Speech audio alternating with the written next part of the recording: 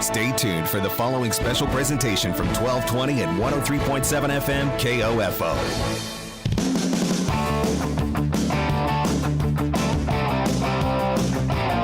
KOFO is your sports source for East Central Kansas and the home for Ottawa University Brave Sports. And we welcome you to this broadcast of OU Braves Baseball, brought to you by Quality Structures, Dingle & Son Mortuary, Sutton's Jewelry, Advent Health Ottawa, and by Ottawa University, Kramer Pharmacy, Ottawa Recreation Commission, and Len Roberts Price Funeral Home.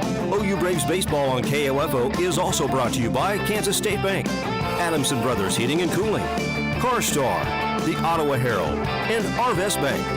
Now let's go to the field for OU Braves Baseball. Here's KOFO's Casey Weeder.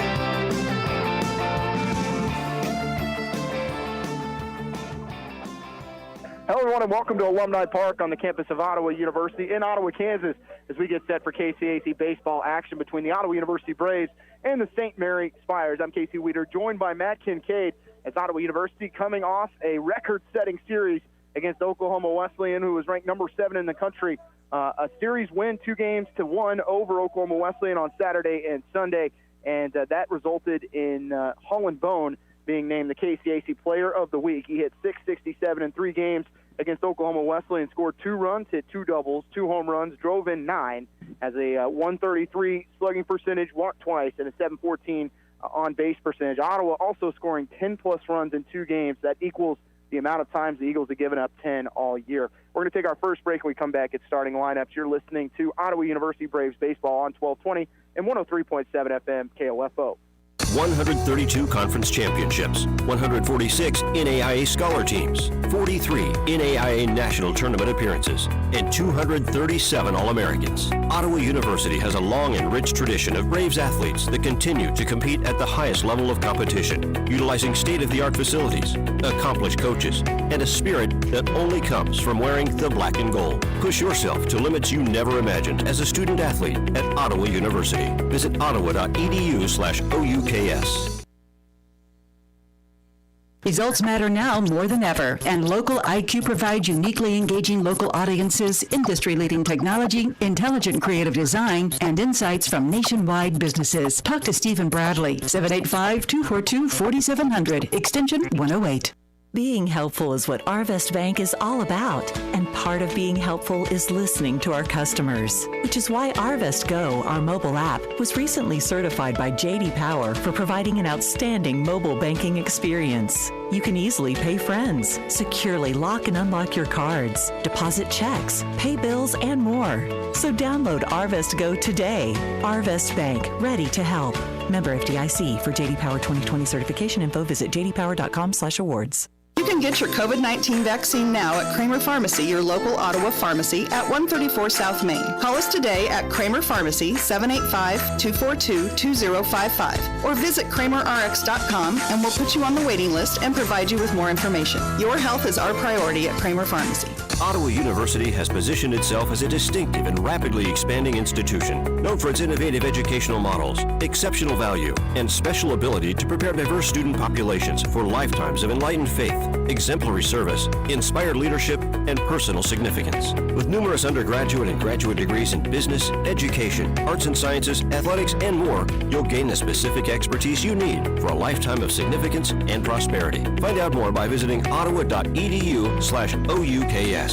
Welcome back to Alumni Park. I'm Casey Weeder, joined by Matt Kincaid. Ottawa coming in a record of 29-16, 19-10 in the KCAC. St. Mary's 7-36, 6-23 in conference. But Matt, it is a battle right now for that 3 through 6 spot for the KCAC tournament. No, you're right, Casey. I mean, all the teams are bunched right there together. I think there's 2 games separating third place or second place from fifth place potentially. Games meaning as we roll into the last week of the full week of the season with games this weekend that'll determine the seedings for the conference tournament at Great Bend. Currently, Oklahoma Wesleyan is the top of the KCAC. They're 24-3. They travel to Hillsborough today to take on second place Tabor College. That's a doubleheader. The Blue Jays sit at 21-7. McPherson 21-9. Kansas Wesleyan 21-9. Ottawa at 19-10, and Bethany 16-14. Currently, the 6 teams that are heading to Great Bend. Still a chance for Southwestern to sneak in. If they can win all 3 and Bethany were to lose all 3 this weekend. Ottawa can only move up at this point as Actually, if they were to lose today, Matt, and then lose all three in Wichita against Friends this weekend, if Bethany wins at least one, there's a chance Ottawa would slip out and fall to sixth place. But right now, if Ottawa takes care of business against the struggling St. Mary's team, they're going to be looking at least a 5 and then put some pressure on those teams above them at Kansas Wesleyan and McPherson. The only problem is those two teams do have the tiebreakers over Ottawa, but the Braves do have the tiebreaker over number 2 Tabor, and they're thinking about that. Yeah, no, exactly. At this point, you really just have to worry about the things that you can control, which is this game today, take care of business, and then get to the next game. Let's talk about that series on Saturday. Ottawa finished last week 3-1 and then won that series over number 7 Oklahoma Wesleyan, who came into the game with just 3 losses on the year and only one KCAC loss. Braves won game 1 12-8, fell in game 2 8-7, but rebounded to take game 3. Matt, we were here for game 2. Ottawa led by 6, lost all the momentum there towards the end, but what a way to fight back in game 3, and they really dominated from about the 4th inning on. No, you're exactly right. I mean, they swung a hot bat and took advantage of Oklahoma Wesleyan pitching and put up 12 runs in the game. A great offensive day again for the Braves. Looking at today's starter for Ottawa, it'll be number 10, Dylan Burris, on the mound for OU. He did pitch 2 innings in that game 3 win on Sunday. And as you look at his line on the year, Burris comes in with a record of 4-1, a 5.08 ERA. And this is his 11th start of the year in 39 innings pitched, but he's kind of the player that they use in their midweek start. Don't expect him to go more than 3 innings today, especially after pitching 2 on Sunday. Sure. And that's the advantage of having a deep pitching staff is that you can use him in high leverage situations on the weekend and then bring him out and stretch him out a little bit during the week for the midweek game. Maybe the most impressive thing is Burris, just a freshman, 5'9", 175 from Nacogdoches, Texas, a transfer from Tyler Junior College, has come and has made an immediate impact. And that's, you look at this pitching staff and the job they did this weekend to one of the most high-power offenses against Oklahoma Wesleyan, just being able to keep them under 10 runs in 2 of those games and giving your offense a chance. No, you're exactly right, Casey. Coach Grinder and his pitching coaches and the staff did a great job of scouting, had a great game plan, and the pitchers were able to go out and execute it. As we get set for today, the lineup for St. Mary, we'll go through it here in just a second, but leading off is going to be Steele Sadler, the center fielder. He's hitting .319. That's tops on the team coming into the game. He's also top in stolen bases at 17, so when he gets on base, he is dangerous. And our first pitch from Burris, little inside for ball 1. Ottawa in the camos today with white pants, Ottawa across the chest in black and gold, black hats with the American flag on the inside of the OU. This one popped up out of play by Sadler's to count to 1-1. St. Mary in the navy blue jerseys, gray pants, white socks with blue stirrups, and St. Mary across the chest in white. 1-1 count to Sadler as we start things. And Matt, you mentioned after we get through this next pitch, we'll talk a little bit about the weather. Breaking ball stays high for ball 2 as you go to 2-1. But you mentioned the wind when you come down here, a little different than what we had over the weekend. Yeah, no, exactly. The south wind today is blowing pretty much directly out to left field as opposed to the weekend when it was blowing across more into right center. Fastball from Burris, and it's 2-2 as that one catches the zone. It's going to be a matter of which pitcher can keep the ball down today. As Ottawa's been red hot hitting the ball at the ballpark. They have given up some home runs and a leadoff strikeout here. As that one out of the zone, Sadler goes chasing for the first down in the top of the first inning. We'll go around the horn for OU. In left field, it's Ariano. In center, Kohler. Right field, Eckstein.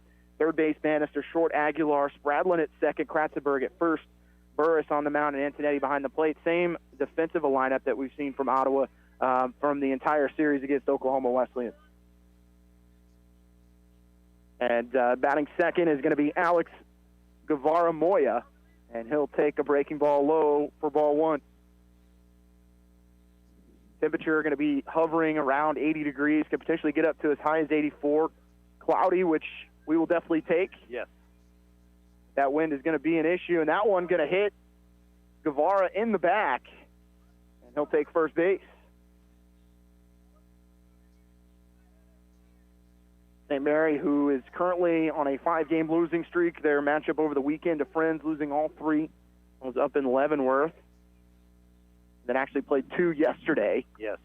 And they play tomorrow as well. Ottawa plays tomorrow in a non-conference matchup against Baker. as long as the weather holds off. Last time the weather was rough, they had to move the game down here to Ottawa, so you never know.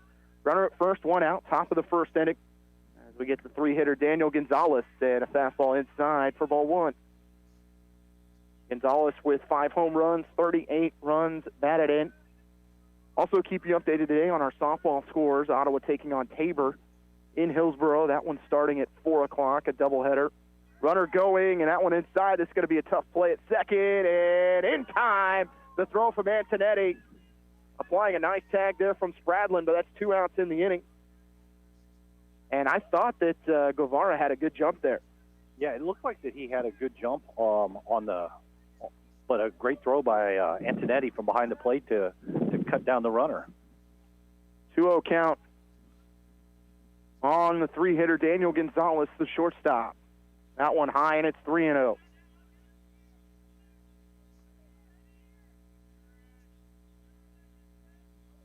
Three balls and no strikes to Gonzalez. Bases are empty after Antonetti guns down Guevara at second.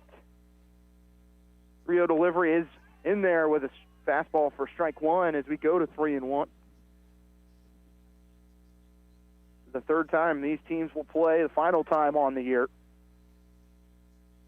3-1 delivery from Burris is hit hard down the third base line, tailing and foul. But Matt, as you talked about, that usually is just a lazy fly ball to left field. If that one's fair, it's either off the foul pole or gone. Yeah, I mean, with the way the wind's blowing today, balls hit like that up in the air pretty much any ball has a legitimate chance to get out. 3 balls, 2 strikes, 2 outs.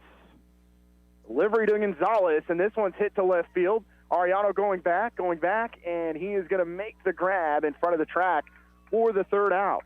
3 up, 3 down for the Spires in the top of the first. Braves coming to the plate, no score. You're listening to Ottawa University Braves baseball on 1220 and 103.7 FM KOFO. Learning to work as part of a team is a trait that not only benefits students and athletes now, but can help them as leaders of tomorrow. This is Eric Price, funeral director and owner of Lamb Roberts Price Funeral Homes, proud to sponsor this sports broadcast on KOFO. Visit lamb-roberts.com. When was the last time you gave someone you care about a gift? Just because. It's not their birthday, not a holiday when they would expect it. It's just another day. And they're getting a new set of earrings, a new bracelet, a new ring, recreated from a family heirloom. Just because. It doesn't have to be a special occasion for you to visit Sutton's Jewelry in downtown Ottawa. Their friendly and knowledgeable staff can help you pick out the right gift from their vast selection anytime, even when it's just because. You've got it made at Sutton's Jewelry, 213 South Main. St. Mary able to get a runner on base with 1 out, but Elliot Antonetti showing the cannon, able to gun down the runner at second, and then Burris able to get a fly out to end the top of the first inning, as Ottawa will go with the same starting lineup they've had really for the last week, and offensively they have exploded, specifically Holland Bone, as we talked in pregame, now up to 12 home runs and 47 RBIs, and since he's come back from injury, this Ottawa offense has started to find its stride at the right time. No, I mean, he's looked really good at the plate, looked comfortable, and actually all of the hitters from watching them over the weekend felt very comfortable against quality pitching from Oklahoma Wesleyan for sure. As we roll to that starting lineup, it'll be Zach Spradlin, followed by Jeremiah Ariano, Ryland Kratzenberg, Holland Bone will bat cleanup, Elliot Antonetti in the 5 spot, Kyle Bannister in the 6th, Gabe Eckstein will bat 7th, Matt Aguilar 8th, Benjamin Kohler 9th. The defensive lineup for St. Mary: Gosson, left, Sadler in center, Garvin and right. At third will be Villarreal, shortstop Gonzalez, second base Guevara, first base Lomeli, and then the battery behind the plate will be Valentine with Anthony Navarro on the mound for the Spires. As Navarro, the sophomore right-handed pitcher from Louisa, Puerto Rico. And you look at his numbers on the year, he's 3-7 with an 8.25 ERA, his 10th start of the year, 13th overall appearance for the sophomore, and he'll face off against Zach Spradlin here in the bottom of the first inning. First pitch to Spradlin, a little inside. Leadoff man for OU, batting .336. Home run and 20 RBIs.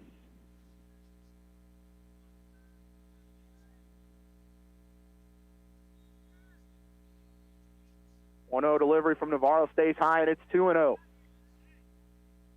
St. Mary going with the gray lids with the blue bill.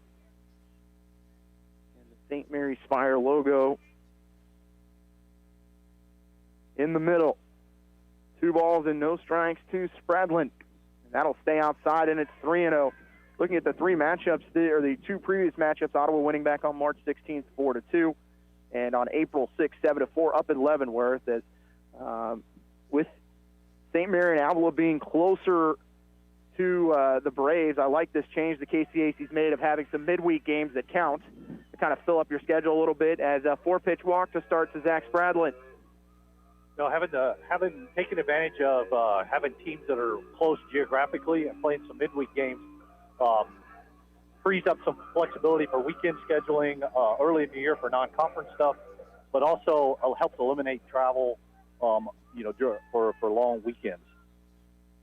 Also saves a little bit of your pitching, too. First pitch to Ariano at the belt for strike 1. Ariano, another player that came back from injury early on in this season and has gotten back to form as he is now in that 2-hole, kind of found his spot, was the leadoff guy for a couple years and fits in perfectly at the 2. He has good speed. 0-1 delivery on the outside corner for a strike, and it's 0-2. Make sure and keep you updated on all the KCAC baseball action today. One game that did get moved was Kansas Wesleyan and McPherson. That game was scheduled for today. It's going to be played Wednesday. Has the most effect on Ottawa. 2-pitch to Ariano is going to be hit on the arm. So he'll take his base. Runners at first and second for OU and no outs here in the bottom of the first inning. And it's Ryland Kratzenberg, who currently ranked offensively in the top 10 in 6 different categories. The most important, the one that everyone looks at is the home run categories. He sits in second with 22 on the year. He's behind Luis Vargas, who over last week hit 9 bombs to take the lead from Waylon Baptist. And I saw several of those on Twitter and several that made it on TikTok from him that he has just been on a tear. But Kratzenberg doing it other ways, getting some RBI singles and doubles in that win over Oklahoma Wesleyan when he got anything to hit. First pitch is a strike to him as it's 0-1. This one's hit back up the middle. Diving effort at short. It's off the glove. Coming to home is going to be Spradlin. Ariano turning for third, and Ottawa will take a 1-0 lead on an RBI single from Ryland Kratzenberg. Casey, a little bit unlucky for St. Mary there. That ball was hit to the shortstop, and as he dove, it kicked off his glove into center field. It didn't carry as far out, so the runner was able to score easily as well as allow the runner to get from first to third. Yeah, Ariano saw that deflection, and he really never stopped at second. And Ottawa in business here in the bottom of the first inning, leading 1-0, and it's your reigning KCAC Offensive Player of the Week in Holland Bone. Pitch just above the belt for ball 1. But if you're a power hitter today, you are licking your chops walking up to the plate. As soon as I say that, the wind completely stops. Runners at the corners, no outs. Bottom of the first inning, Ottawa leading 1-0. 1-0 pitch to Bone. Breaking ball catches the knees for strike 1. Nice tight breaking ball right there. A lot of downward bite on it. Bone with 47 runs batted in, hitting .430. And forcing teams to really have to pitch to Kratzenberg or put him on base. 1-1 pitch, Kratzenberg going to second. They're going to throw down to second. That one offline. And coming home is Ariano as that ball ends up in center field. And Kratzenberg's going to take third. As Ariano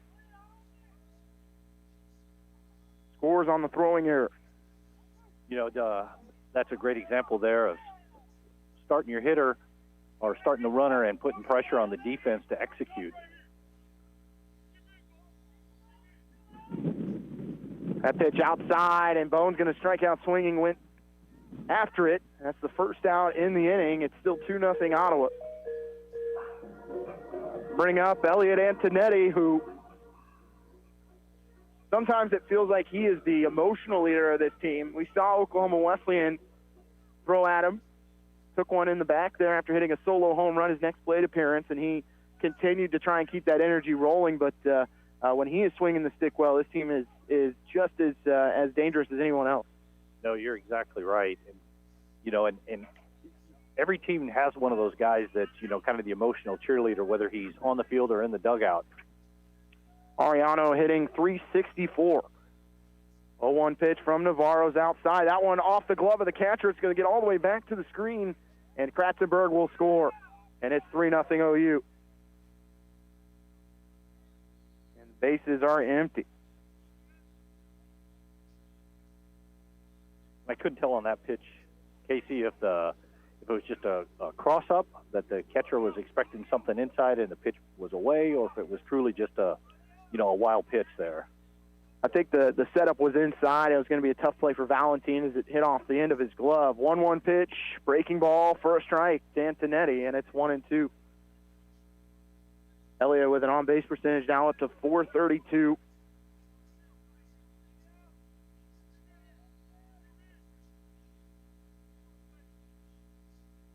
One-two delivery is swinging strike three, and that's 2 strikeouts in a row for Navarro, who had some command issues early on in this inning, but has found it here over the last 2 batters. Is the 3-0 OU lead, the bottom of the first inning, trying to get something going.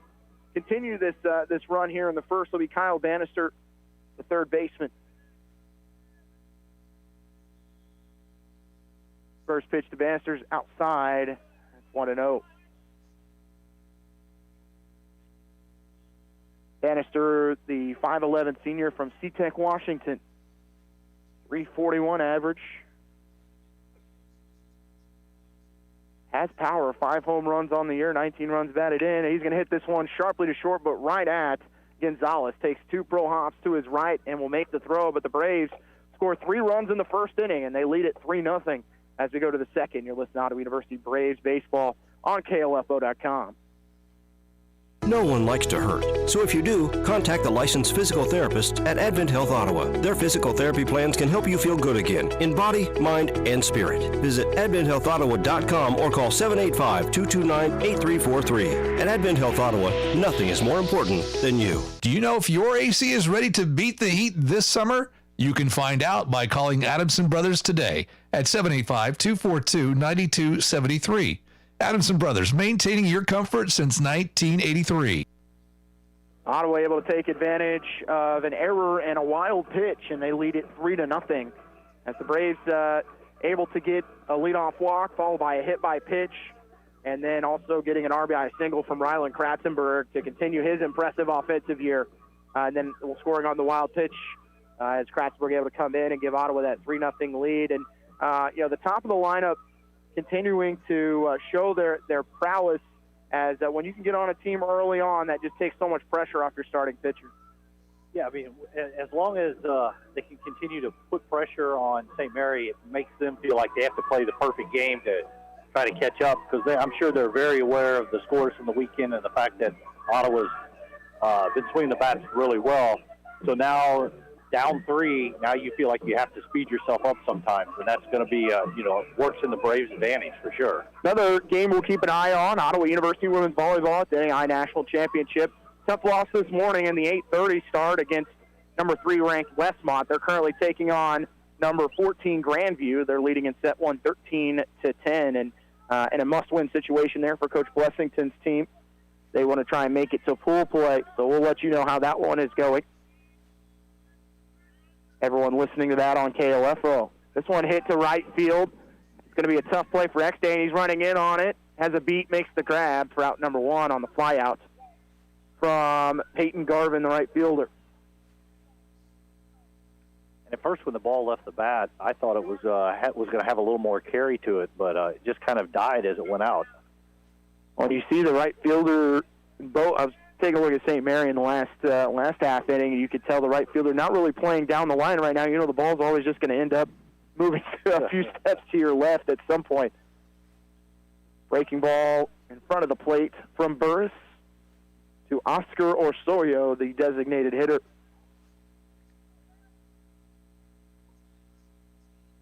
Orsorio, the senior from Glendora, California, will take a fastball that's inside, and it's 2-0.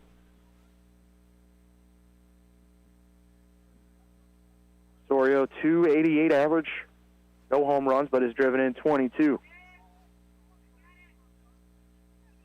2-0 pitch from Burris.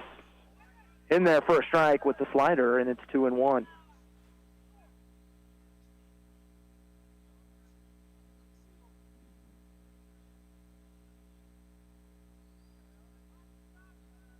Two-one delivery coming from Dylan Burris.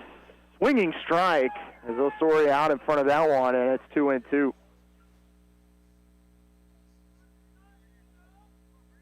Burris working entirely out of the stretch so far. 2-2 delivery is low and bounces in front of Antonetti, and we'll go full. In 40 and a third innings pitch, Burris with 40 strikeouts, so pretty efficient.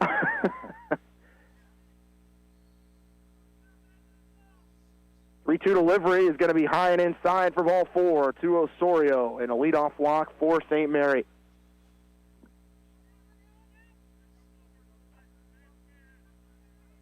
Sixth hitter to the plate will be Damien Lomeli, the first baseman. The second lefty in this lineup for St. Mary. One out, top of the second. Ottawa up 3-0. But the Spires looking to cut into that as they get a runner on first with one out. Runner going, big lead, and in time, he was off the bag, and they're going to call him out. The slide from Osorio took him over the top of the bag, couldn't stop himself, and the tag delivered by Aguilar for the second out in the inning. It's just unfortunate there. Had the base stolen and just slid over the top of the bag, but a great play there by Aguilar to keep the tag on the runner. 0-1 count to Lomeli, fastball high, and it's 1-1.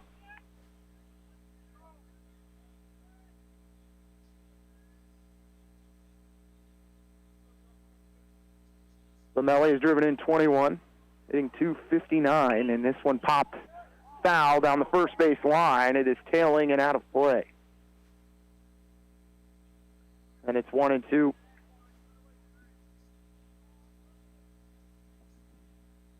One ball, two strikes.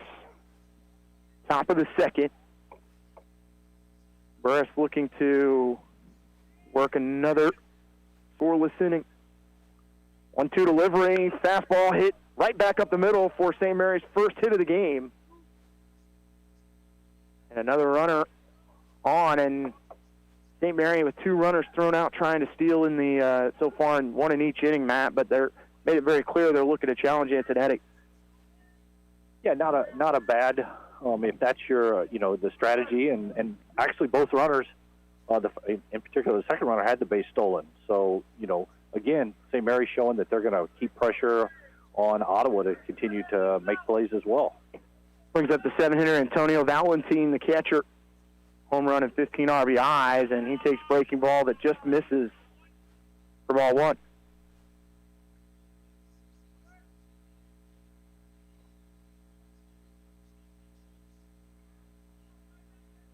Runner at first, Lomeli with that two-out single, and that's a strike.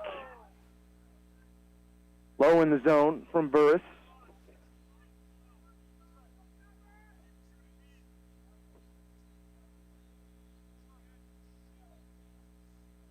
A little bit of talk here from the St. Mary dugout. I'm not sure that they were pleased with the pitch was definitely in the bottom of the zone, but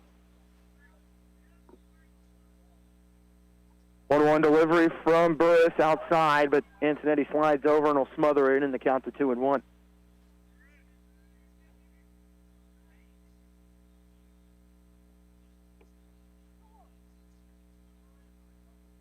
Valentine, the sophomore from La Mirada, California. Transfer from Fullerton College. 2-1 pitch is low, and again, Valentine will take for ball 3.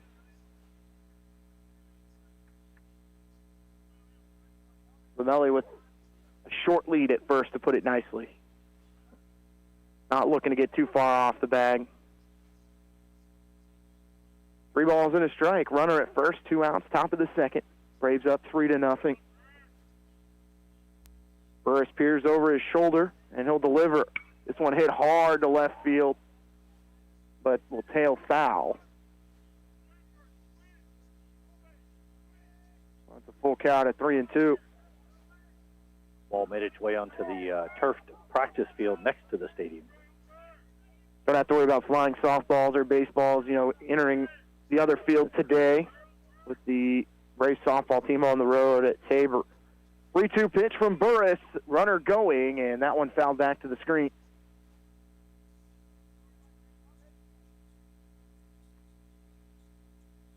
Haven't seen Burris really show anything off speed. Everything's kind of been in that slider fastball range.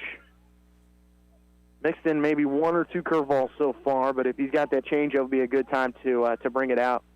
Yeah, to show him a different wrinkle. He's been definitely on the fastball the last two swings. 3-2 pitch, runner going. This one's hit hard, and this one is going to carry. It's cut off by Ariano. Runner turning for third. Ariano not going to be in time, but able to force the runner back to first base on a good relay from Aguilar. Runners at the corners with 2 outs now for St. Mary. And it's the bottom of the lineup here for the Spires that is trying to pick him up with 2 outs. No, and I think Burris would tell you himself that pitch was up in the zone and over the middle part of the plate there on a 3-2 pitch, and they did not miss it. Hit it on a line into left field. We'll have a pinch runner. It's going to be number 28, Jacob Hanadel, the sophomore first baseman from Overland Park. Runners at the corners for the Spires after Burris retired the first 2 in the inning. Breaking ball outside to Francisco Villarreal, and he'll stay off of it for ball 1.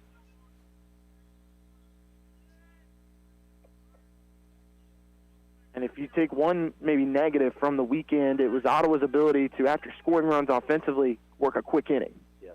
Felt like they had issues with giving up a couple runs here and there following that 3 or 4 run inning, and that pitch low, and it's 2-0.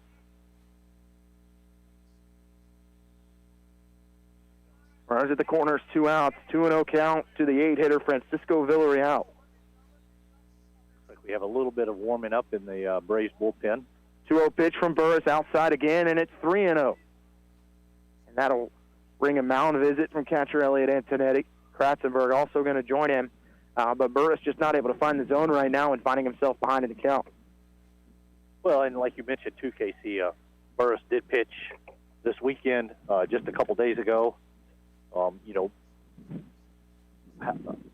Normal.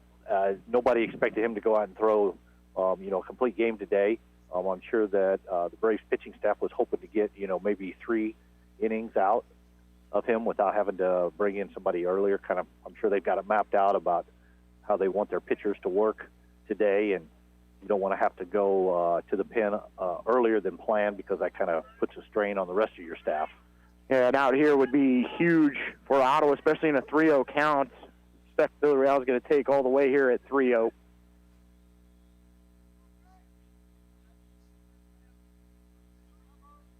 Burris ready to work.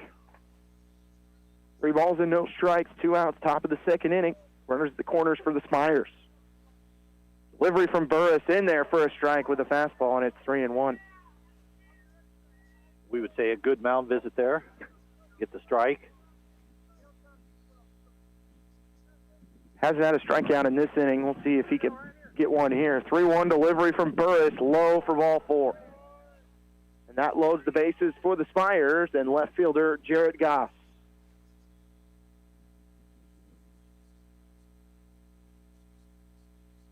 Goss, a junior from Harrisonville, Missouri.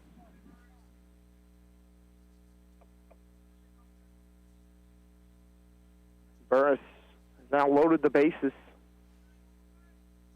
All started with a 2-out single from Lomeli, who stands at third base. That one inside almost hits Goss. It's ball 1.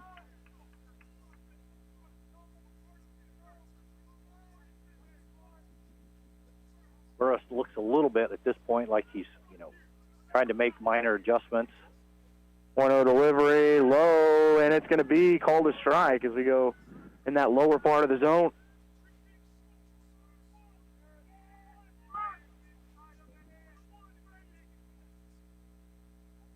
1-1 delivery from Burris. In there for a strike, and it's 1-2. Again, at the knees to Goss. One pitch from getting out of the inning for Dylan Burris. 1 ball and 2 strikes, 2 outs. Bases loaded. 1-2 from Burris. Breaking ball popped up in the infield. Spradlin under it at second and makes the grab for the final out as St. Mary strands 3. Ottawa leading 3-0 as we go to the bottom of the second. You're listening to Ottawa University Braves baseball on KOFO.com. Buy all your metal supplies from QSI. They not only sell steel and trim, but also windows, screws, underlayment, caulking, lumber, windows, doors, and much, much more. Visit us in Richmond or give us a call at 785-835-6100. This is Walt Dangle of Dangle & Son Mortuary. Someday you will be involved in making funeral arrangements, and when you are, we would appreciate it if you would consider our funeral home. This is Dangle & Son setting the standard in funeral service.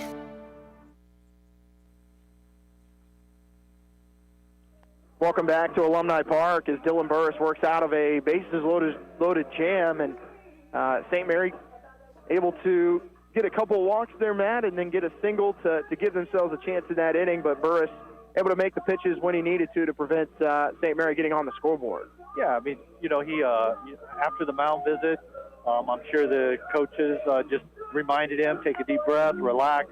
You've got this, just throw strikes. You're not going out trying to make major mechanical adjustments. It's sometimes more just to break up the rhythm and get the pitcher to get out of his own head. To lead it off for OU in the second, it'll be Gabe Eckstein, followed by Matt Aguilar and Benjamin Kohler, 7, 8, and 9. Eckstein had a big Sunday for OU, as did have a home run, so drove in a couple runs.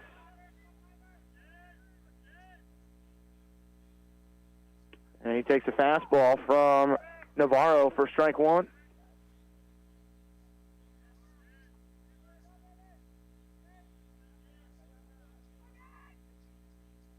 Eckstein, 175 average as that ball came into play. Have to reset. 2 home runs, 5 RBIs, 175 average for Eckstein.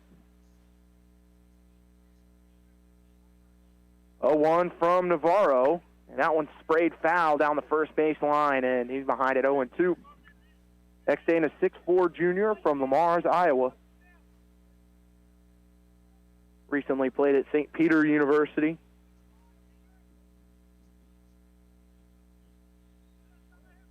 No balls and 2 strikes. Bottom of the second inning, Ottawa up 3-0. 0-2 from Navarro outside, and Eckstein stays alive as that one just hits the end of the bat to go foul. Navarro, the right-hander, kind of has a lower 3/4 delivery, hides the ball fairly well to the plate, and a lot of arm whip as he comes around. 0-2 pitch outside, and it's ball 1.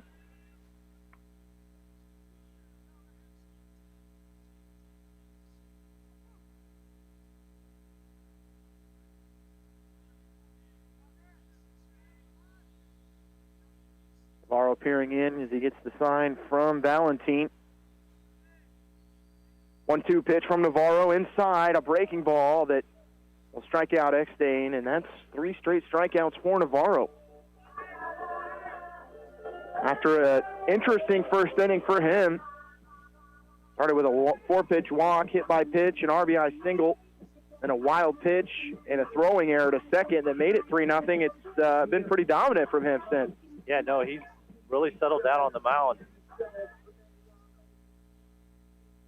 To the plate for OU is the shortstop, Matt Aguilar. Aguilar shows bunt. He'll drop it to the left side. Little strong, scooped up quickly in the throw in plenty of time by the third baseman, Villarreal, for out number 2. It just got the bunt too far out away from home plate area. And, good play by the third baseman. As soon as he read hand, charged hard, scooped it up and made a strong throw to the plate or to first base. Brings up Benjamin Kohler, the center fielder. Breaking ball from Navarro. Catches the outside corner for strike one.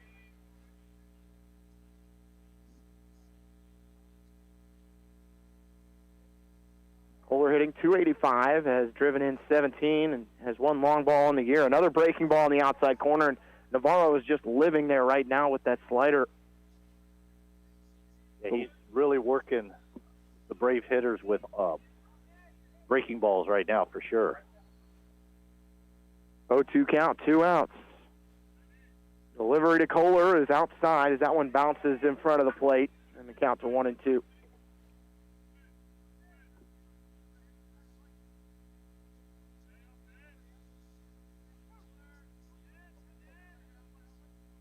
All in 2 strikes to Benjamin Kohler.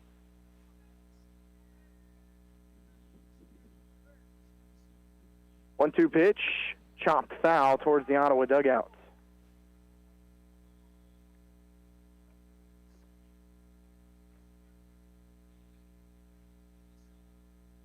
Kohler, the 5'9" senior from Federal Way, Washington. 1-2 pitch from Navarro outside again, and it's 2-2.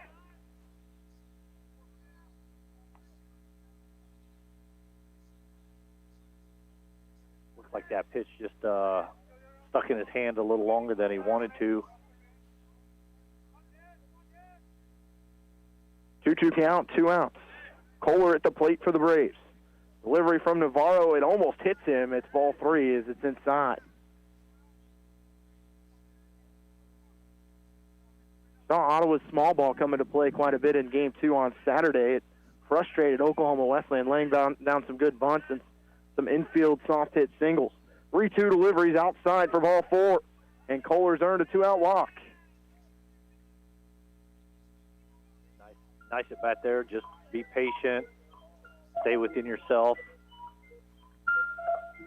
Especially after being behind in the count, to battle back and earn the walk. And also, after the inning that St. Mary had where they loaded the bases, you would like to give Burris or whoever is coming in potentially a little bit more time to get ready. Stepping off is Navarro. Having some control issues, I think, over there in the bullpen right now Yes. for Ottawa. The second time we've seen one scamper out there.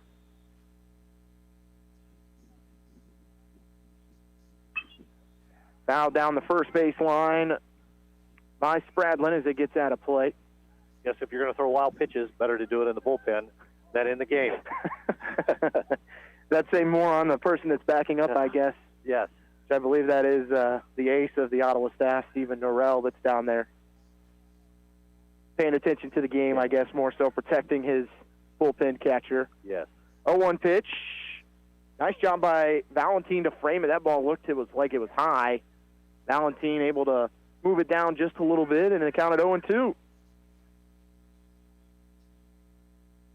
Spradlin, who walked in his first plate appearance on 4 pitches, behind the count at 0-2 with 2 outs, runner at first for OU, still leading 3-0. Stepping off is Navarro as Kohler had a huge lead at first.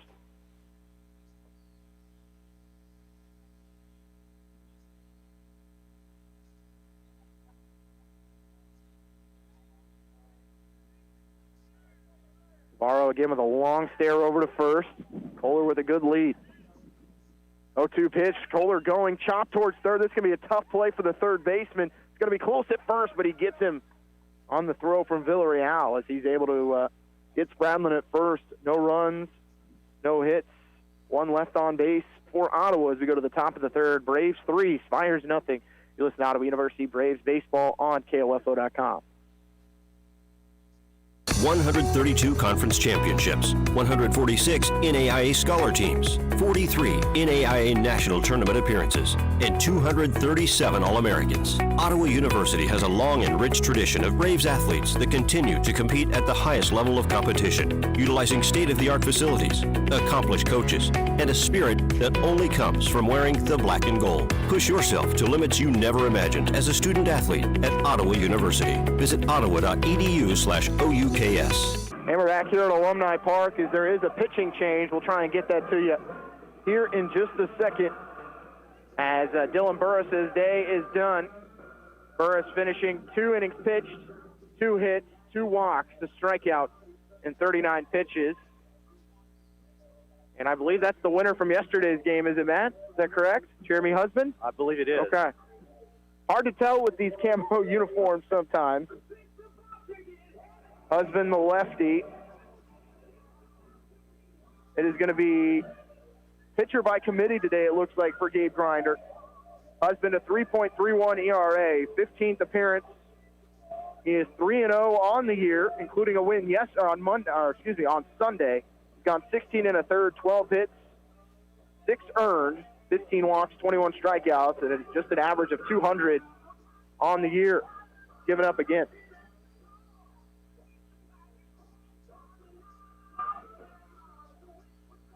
Yeah, I think you're right, Casey. It'll be it appears the plan's going to be his pitcher by committee.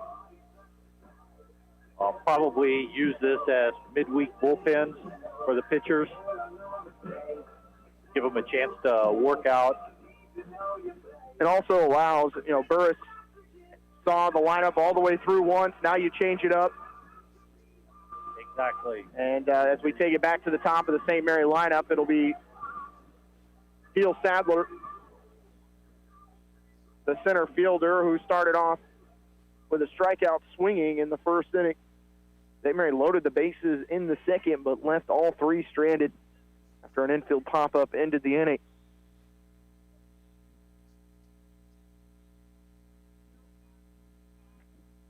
First delivery from Husband, a swinging strike that's now tipped into the glove of Antonetti.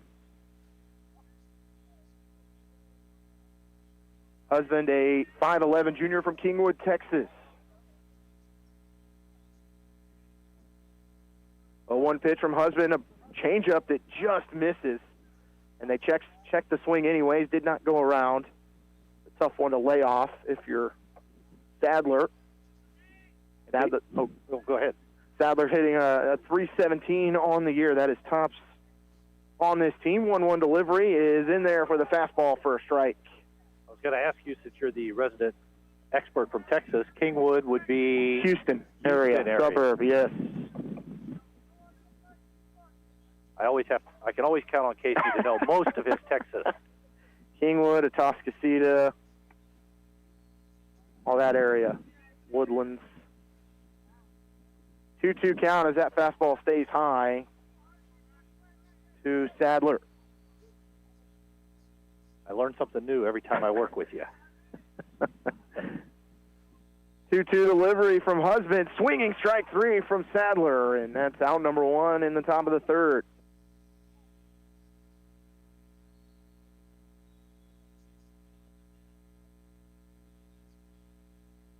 As Husband records his 22nd strikeout of the season.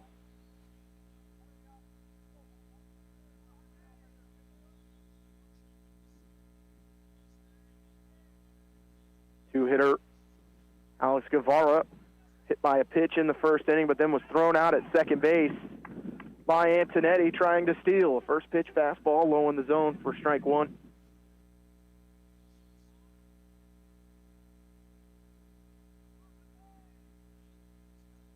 Oh, 0-1 pitch, and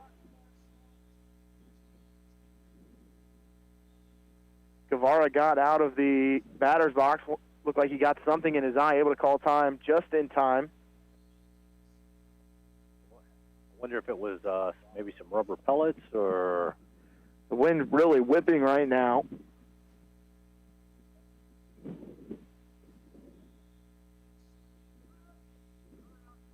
Guevara, sophomore from Phoenix, Arizona.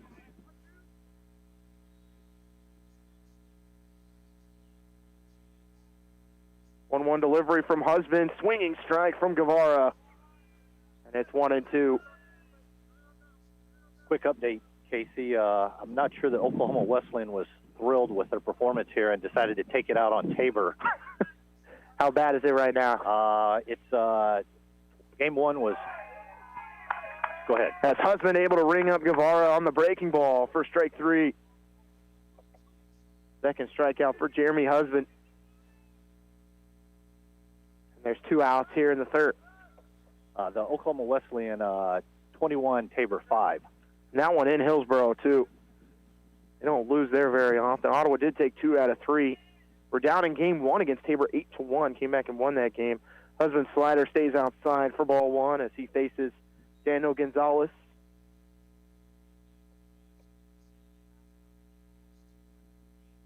Ball, no strikes, 2 outs. Top of the third. Ottawa up 3-0. 1-0 delivery. This one popped back to the screen and foul.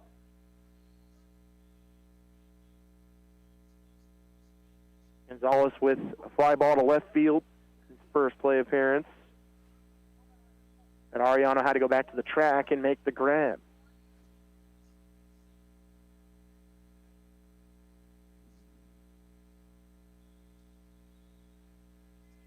One from Husband. Inside, just misses. As Gonzalez really crowding the plate. Does have 5 home runs on the year. Has driven in 38 for the Spires. 2-1 delivery inside again, and it's 3-1. When you look at St. Mary this year, Matt, the one thing that stuck out to me is their first 3 innings has really been their issue. That outscored 69-31 in the first, 73-17 in the second, and 83-28 in the third. After that, though, it really evens out for them. Just getting comfortable through the first time through the lineup. This one hit hard towards the Ottawa dugout. I think that might have caught somebody over there on the Ottawa sideline. I think everybody might be okay, but I'm not sure. It's everyone got out of the way. I see some either shoes down there or I think somebody's just laying down at the moment. 3-2 pitch from Husband popped up.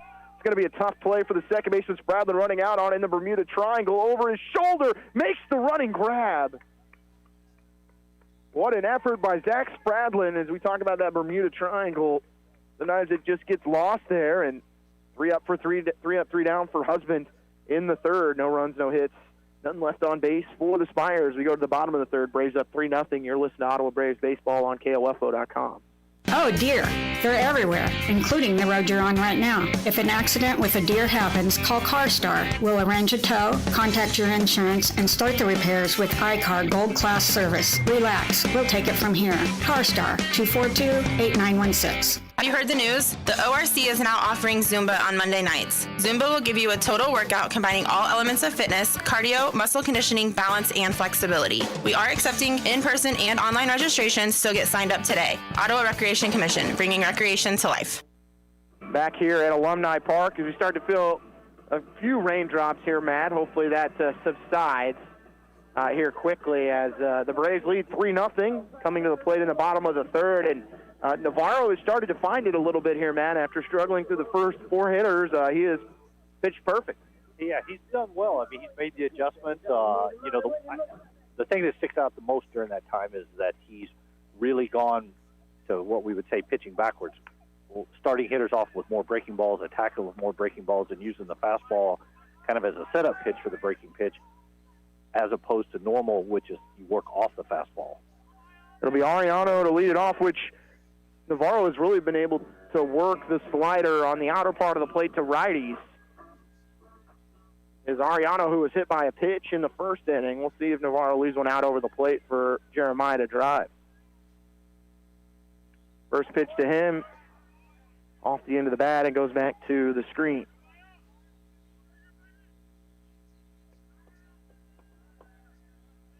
It'll be Ariano, Kratzenberg, and Bone. 2, 3, and 4 due up for the Braves here in the third. Leading 3-0. 0-1 delivery from Navarro. Again, that slider just on the inner part of the plate, this time a little low, and the count's a 1-1. Ariano's average up to 371 is driven in 20. 1-1 pitch from Navarro. Fouled away by Ariano, and it's 1-2.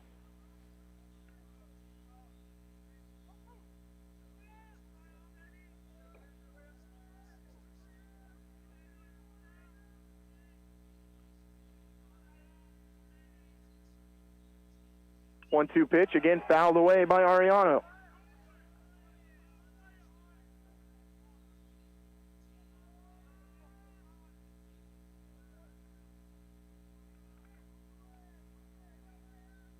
Ariano, the 5'11 senior from Pueblo, Colorado.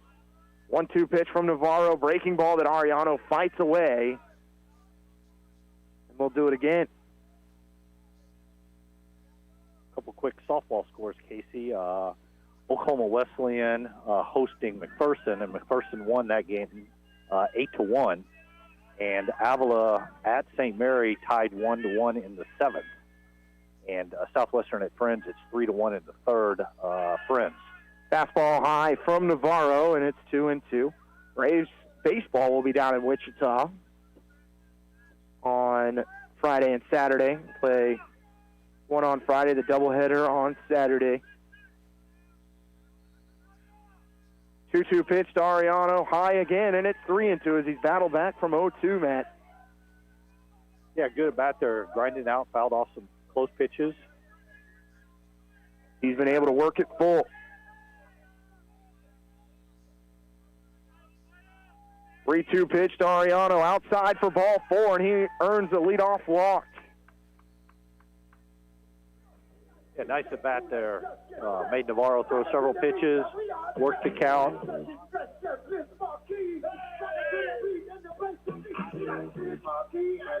Braves looking to go with a win today, 10 games above 500 in conference. They'll be at 20-10. That's their best winning percentage on the year. Playing really well at the right time of the year as well. They've won their last 3 series. Wins over Sterling, Oklahoma Wesleyan, and Tabor. Winning all 3 of those series 2-1. 1-0 count to Kratzenberg. Breaking ball outside, pops it up in the infield. This towering pop fly that's actually going to carry all the way out to center field. Catch made by Sadler for the first out. Is that one out of the zone? And Kratzenberg, again, just not getting much to hit. Yeah. Trying to have to make your own, make lemonade out of something besides lemons. I mean, you're just not getting anything to be able to drive, and still able to hit it midway into center field on a lazy pop fly. I think he hit with using one hand. Runner at first for OU, 1 out. Holland Bone at the plate looking to continue his strong hitting. As this one's hit to center, Sadler back on it, makes the grab near the track for out number 2.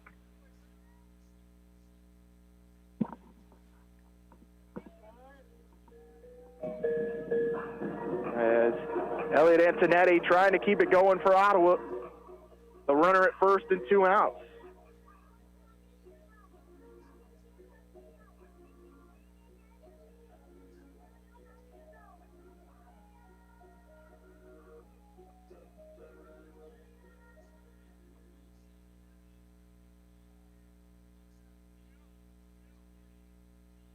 Ariano with a good lead over at first. Look to go, and he'll come back. He got a pretty large lead on that fastball that was low and in the dirt. It's 1-0. 2 outs, bottom of the 3rd inning. Braves leading the Spires from St. Mary 3-0. If you wanted to be aggressive here, you could put on a hit and run, start the runner, see if you can put some pressure. 1-0 pitch. Ariano was going to go. It went off the foot of the catcher and all the way back to the backstop, and allows Ariano to take second. Second wild pitch.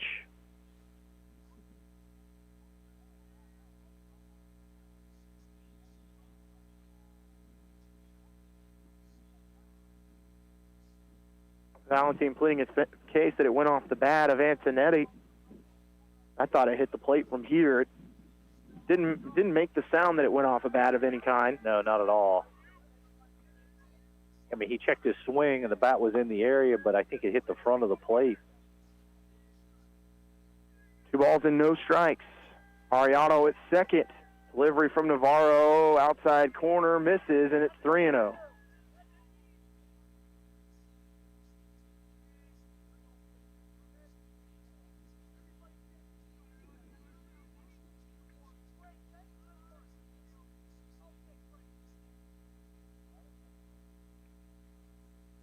And that is the first warning issued to head coach Bruce Petty for St. Mary, is the umpire coming over and talking with him.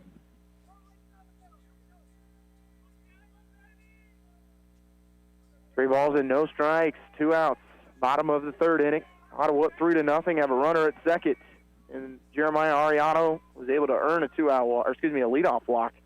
Ottawa, though, 2 straight pop flies. Fastball from Navarro for a strike, and it's 3-1. A good pitch there by Navarro. Really bore down, focused.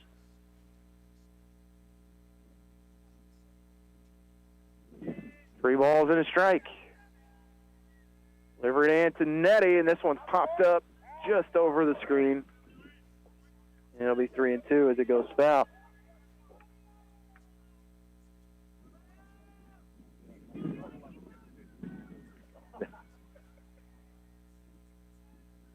Full count is Antonetti trying to score Ariano from second, who's going to be going on the pitch. 3-2 delivery outside, ball 4.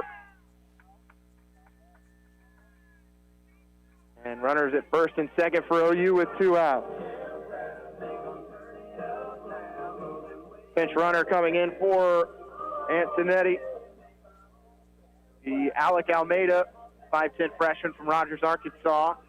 As Kyle Bannister strides to the plate, trying to extend Ottawa's 3-run lead.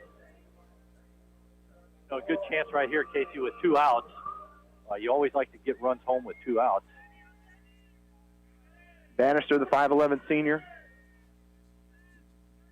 Grounded to short in his first plate appearance.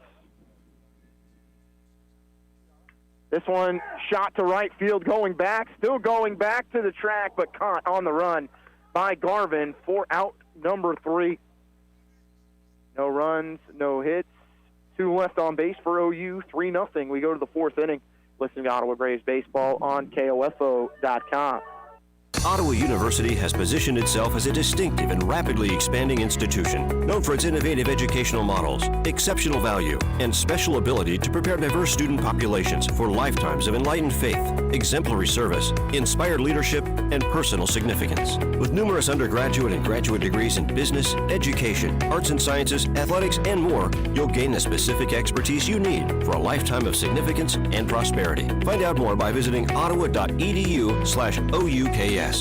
Welcome back as Ottawa leads St. Mary 3-0. As we look at the score up in Sioux City, Iowa, Ottawa University women's volleyball lost in set 1, but come back in set 2 and take it 25-16 over Heart of America opponent number 14 ranked Grandview, 25-16 in that one, as that is 1 set apiece. And some other scores, Matt, from the KCAC. Any other games besides that other game, that Oklahoma Wesleyan game, go final? Is that right? That did go final, yes. So that was a score line of 21-5. Is that right? 21-5 in 7. He scored 11 in the first inning, so they looking to take out some of that frustration from the Ottawa series in the first inning. Specifically, Muncie, who came in lighting up the scoreboard. I think he was the reigning KCAC Player of the Week. And Ottawa was able to find a way to pitch really around him and really at him most of the game. And Ottawa didn't shy away from anyone in that series, which is probably a surprise for Oklahoma Wesleyan.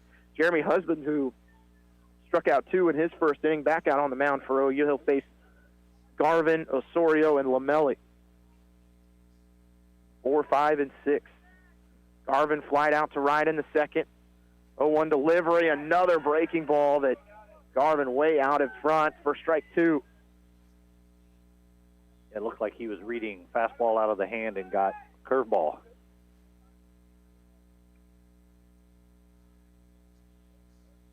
Husband 0-2 delivery, just missing on The outer part of the plate to the lefty Garvin. The count at 1-2. Garvin has driven in 28 on the year, hitting .248. 1-2 pitch. Chop just foul towards the St. Mary dugout as Garvin again way out in front, but he'll stay alive.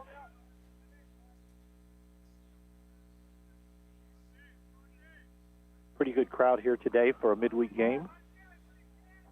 Good crowd out in left field. Like what we had on the weekend was spectacular. Yes. On senior weekend, 1-2 delivery, fastball going to be hit towards left field. Aguilar sprinting back on it. Does he have a beat? He does, and he'll make the grab for the first out.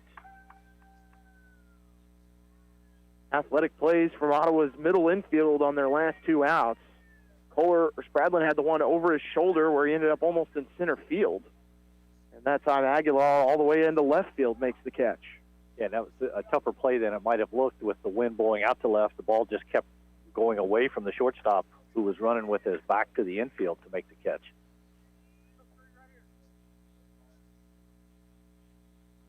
Osorio, the DH, hits a chopper right at Aguilar. A couple steps forward.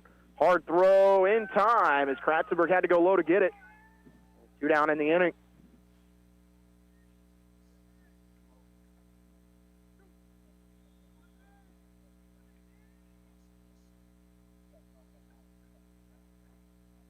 It'll be Lomeli, who has the one of St. Mary's 2 hits to the plate.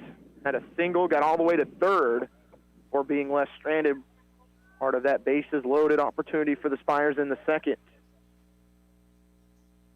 First pitch to Lomeli on a lefty-lefty matchup here is a strike from Husband again. Husband's in a nice move or groove right now. A 1 pitch from Husband just misses high and a count to 1-1.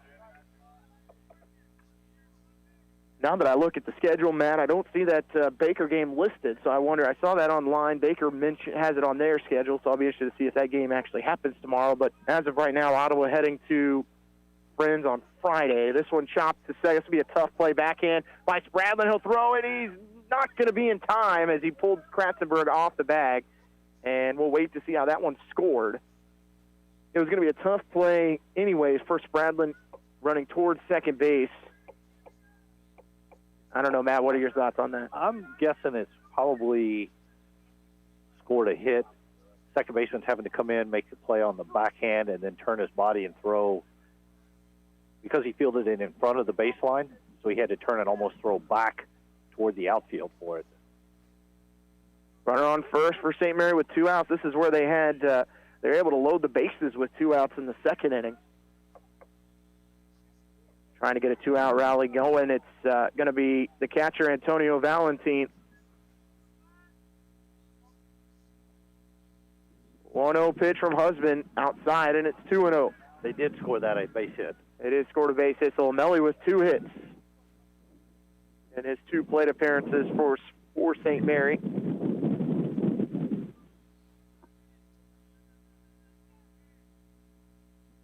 2-0 pitch from Husband. High again, and it's 3-0. Eric Reese warming up for Ottawa in the bullpen, just playing a little toss right now, but this inning belongs to Jeremy Husband. 3-0 pitch from him is in the dirt, and it's a 4-pitch walk to Valentine. And it was the bottom portion of the St. Mary lineup that got him the bases loaded in the second. Almost the exact same scenario that we saw, as it was Lomeli who had the single with 2 outs, Valentine who walked, and then they had a hit by pitch as well. So they've got a special formula or secret sauce or something in the dugout there. See if it pays off with a run as Goss is on deck. Villarreal at the plate, who walked in the second inning. Husband able to get that outside corner with a strike on the breaking ball, and it's 0-1.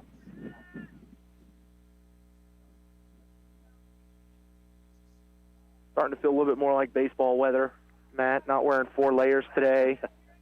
Exactly. Hopefully turning the corner. 0-1 pitch from Husband in there at the belt for another strike on a breaking ball, and it's 0-2.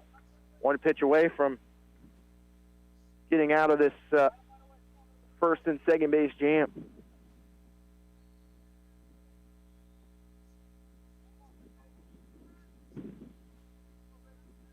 A 1 from Husband, shot towards the St. Mary dugout and foul.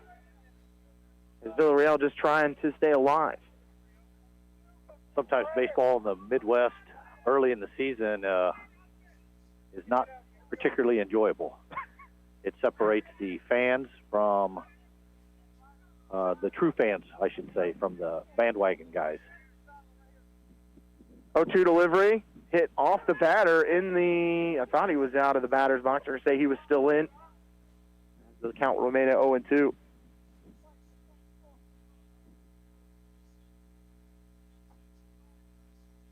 Lomeli at second. Pinch runner at first for the Spires. They have runners at first and second. No balls, 2 strikes, 2 outs. Husband against Villarreal. Fastball hit hard, but fouled down the first base line as it gets out of play.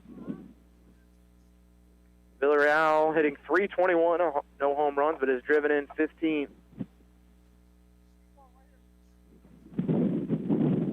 Husband's been challenging him here at 0-2.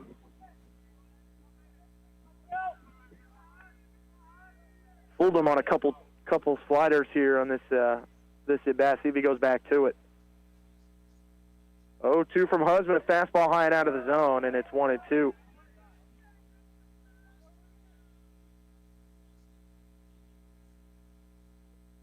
Change the eye level of the hitter there, went up in the zone. Don't be surprised if it's some type of breaking ball down and possibly away from the right-hander. 1-2 from Husband, another breaking ball hit hard down the line at third. Scooping it up for OU, though, is Bannister. He'll step on the bag for the third out. No runs on 1 hit, 2 left on base for St. Mary. We go to the bottom of the fourth. Ottawa 3, St. Mary nothing. You're listening to Ottawa Braves Baseball on KOFO.com.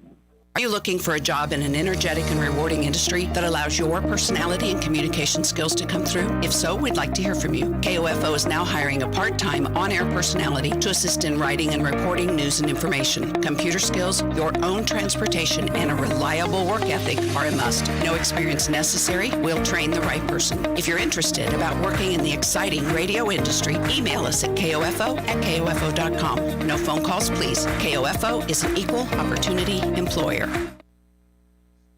Anthony Navarro has gone 3 innings, 1 hit, 1 earned, 4 walks, 3 strikeouts, and you take away the first 4 hitters of this game, Matt, and he has been impressive. Yeah, he's looked really good. It's settled down.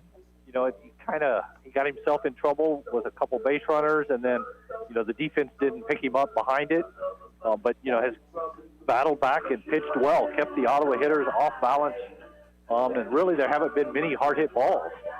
And it feels like Ottawa should have had maybe 5 or 6 in that first inning as they were able to get the first 4 batters on base. And then after that, 3 straight strikeouts to end that bottom of the first. And it's still a manageable lead right now, only up 3 for the Braves. Oh, absolutely. I mean, St. Mary is still very much in this game. A lot of game left to play for sure. And, you know, both teams, you know, potentially as you get into the bullpen and stuff, you never want to take anything for granted. Gabe Eckstein leads it off for OU. Eckstein, Aguilar, and Kohler, 7, 8, 9 for OU in the 4th. Fastball from Navarro for a strike. Navarro's kept his pitch count pretty manageable after a long first inning, has only thrown 52 pitches. Large portion of those in the first inning. 0-1 delivery from Navarro, a breaking ball that Eckstein was fooled on, and it's 0-2. So Tabor, who got their 8th loss of the season earlier today, if they fall again, they fall to 9 losses, would create a 3-way tie for second. 0-2 delivery, shot towards first base, diving effort by Lomeli, not enough, and Eckstein will lead off the 4th with a single. Ball placed perfect there. Good job with the swing. Just bounce it through the hole on the right side for a base hit. Brings up Matt Aguilar, who tried to reach on a bunt attempt back in the second inning, but was thrown out by Villarreal at third. Third baseman was playing in on that play as well. A first pitch fastball from Navarro in the lower part of the zone for a strike.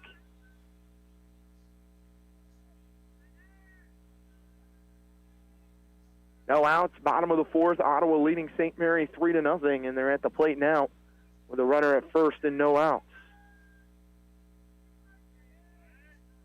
0-1 to Aguilar, runner going, and he's hit on the shoulder anyways, and he'll take his base. Runners at first and second for OU and no outs in the fourth. Looks like that pitch just got away from Navarro there, trying to come up and in. And with the speed from Kohler, a sacrifice bunt here, definitely not out of play. No, definitely, I think St. Mary has to be ready for just about anything at this point. Kohler shows bunt, he'll bring it back, and frame job there from Valentine almost earns the strike. Count at 1-0. With the runner at second, it puts extra pressure on the third baseman to read the bunt about are they coming and changing? How are they going to cover that play? 1-0, Kohler shows bunt again, drops it down. It's going to be a tough play for Navarro. Can he make it? It is in time, as covering first was Guevara. Came over from second base, and everyone does what they're supposed to do on both sides of the ball as Kohler delivers the sacrifice bunt, and Ottawa with runners at second and third with one out. Yeah, well executed on both teams.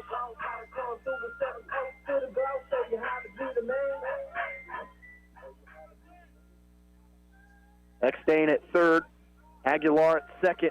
We go back to the top of the lineup with Zach Spradlin. That one hits him in the back, and the bases are loaded. And that one hurts. That one hurt me. Yes, that was a spine buster right there. You hear it just deaden on impact, and it wasn't a breaking ball, I'll tell you that he took in the back. But he sprints down the first baseline, and that almost is one where it takes the breath out of you completely. It really does. You know it's solid when the ball hits you and just drops straight to the ground. And Jeremiah Ariano with an opportunity to bust this one open for OU.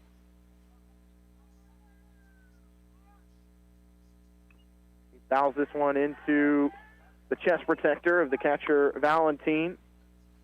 Umpire going to give him a second to catch his breath.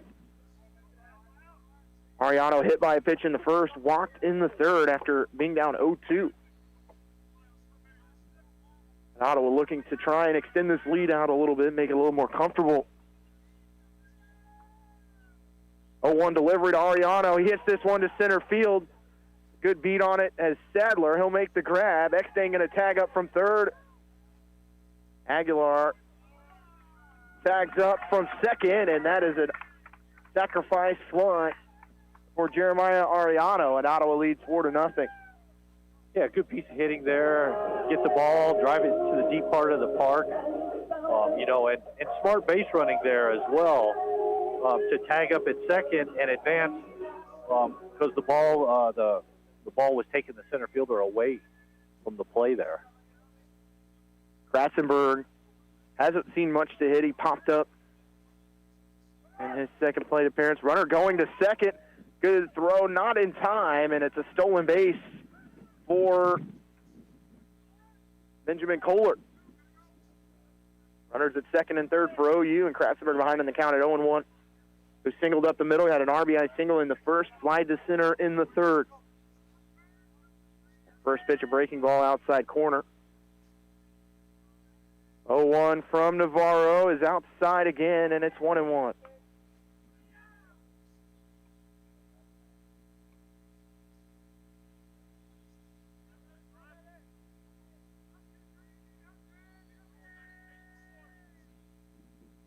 Kratzenberg, 68 RBIs. 1-1 delivery hits him Almost hits him, turned like it did, count it 2-1. Navarro definitely says, I'm going to take the inner half of the plate. Tom continuing to scoot up in the box. Yes. 2 balls and a strike, 2 outs. Bottom of the fourth. Ottawa's already scored 1. 2-1 delivery. A breaking ball to Kratzenberg. They're a little early. He was looking to deposit that one into the left field parking lot. 2 balls, 2 strikes, 2 outs. Runners at second and third for OU. Trying to capitalize on 2 leadoff walks. 2-0 delivery. Kratzenberg's going to hit this one to left, but it is not going to be enough as the catch made by Goss for the third out. Ottawa adds 1 as they go up 4-0 as we go to the 5th. You're listening to Ottawa Braves Baseball on KOFO.com. Safe, secure, strong. We're rock solid. Kansas State Bank. A better way to bank with community people you know. Member FDIC. Equal housing lender. This is Walt Dangle of Dangle & Son Mortuary. Truth and integrity are very important to us at Dangle & Son. Everyone at the funeral home has the moral character to speak the truth. This is Dangle & Son setting the standard for funeral service. The Army National Guard plays a vital role in your community. We're on the front lines supporting essential personnel, first responders, law enforcement, and medical professionals, delivering food, supplies, and medicine, keeping communities safe, making a difference. During emergencies, we're always ready, always there. Learn more about part-time service in the Army National Guard at nationalguard.com. Sponsored by the Kansas Army National Guard, aired by the Kansas Association of Broadcasters and this station. Did you know Kansans with disabilities are nearly 3 times more likely to be victims of a crime? Are you a Kansan with a disability? Are you also a victim of crime? The Disability Crime Victims Unit may be able to provide you with free advocacy or civil legal services to respond to your disability rights needs as a crime victim. It doesn't matter how large or small the crime. It doesn't matter whether you reported this crime to anyone. If you are a person with a disability and a crime victim, contact the Disability Rights Center of Kansas to find out if their Disability Crime Victims Unit can help you. Call toll-free 877-776-1541 or go to drckansas.org. Content of this radio ad is sponsored by the Disability Rights Center of Kansas and this station. It is supported by subgrant number 18-VOCA-55, awarded through the Federal Office for Victims of Crime as administered by the Kansas Governor's Grants Program. It does not necessarily reflect the views of the Office of the Kansas Governor or the U.S. Department of Justice. It's always exciting when your Kansas City Royals take the field, and with fans in the stands, it's even better in 2021. KOFO and our longtime title sponsor of Royals baseball, State Farm agent Ryan Dispro, and our game sponsors make it possible for you to hear the boys in blue all season, so we can all stay together Royal. This evening, the Royals play the Pirates at PNC Park. Join us for all the action. Royals Pirates tonight at 5 on the Royals Radio Network. Don't miss Royals baseball on KOFO. If you're a propane customer, make sure your propane system is operating safely by having it inspected by a qualified service technician. If you've run out of propane or had an interruption of service, your propane supplier is required to test your propane system to ensure that it is leak-free and safe. Each family member should know what propane smells like and what to do in the event of a gas leak. Call your propane supplier for additional information. This message brought to you by this station and the Kansas Propane Education and Research Council, Greg Knoll, Executive Director. At KOFO, keeping you informed comes first with credible, reliable, and timely news from across the nation and around the world. Here's the latest from ABC News. I'm David Wright in House. Followed by local news you need and trust. Good afternoon. I'm Jeff Brewer in the KOFO newsroom with this hour's top story. When it comes to news and information in East Central Kansas, come to 1220 and 103.7 FM, KOFO. Welcome back to Alumni Park. Ottawa leading 4-0. New pitcher for Ottawa, Eric Reese, gets the first play to ground out for St. Mary. That was Goss, as 2 pitches and a ground out to Aguilar to start the 5th inning. And he will face Sadler, and a breaking ball has him fouled for strike 1. Reese, the 5A junior from San Antonio, Texas.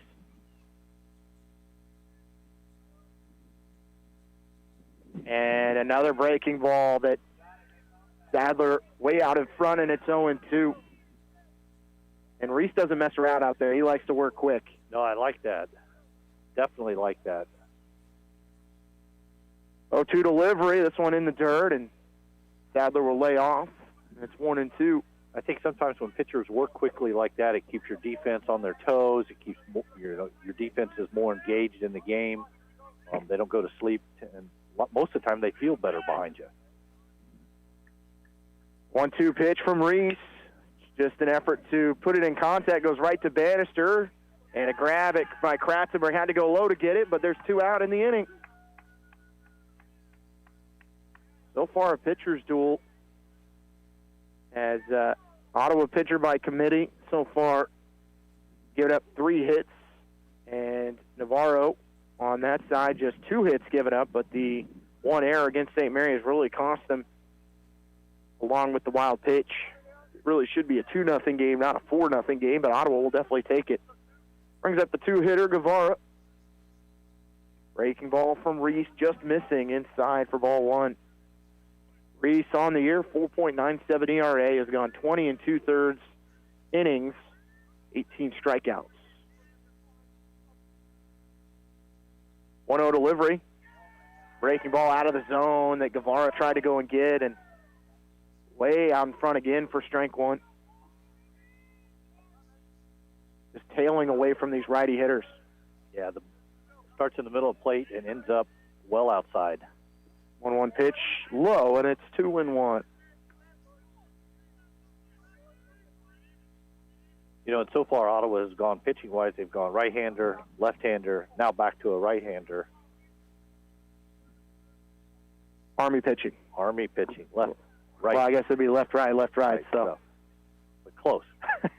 2-1 delivery from Reese, just missing off the outer part of the plate, and it's 3-1. And Antonetti thought he had himself a strike. Antonetti at times gets in the old Tony Pena crouch with the leg extended into the other batter box. 3-1 pitch, misses, and it's a 2-out walk again for St. Mary. So far, Ottawa's been able to get out of some jams, but can't continue to do that, especially when you get those first 2 outs in 4 pitches. Exactly. 2-out walks always frustrate your pitching coach. As Guevara earns that 2-out walk, and it's Gonzalez to the plate. This one chopped foul down the third base line. Nice play by the third base coach for St. Mary.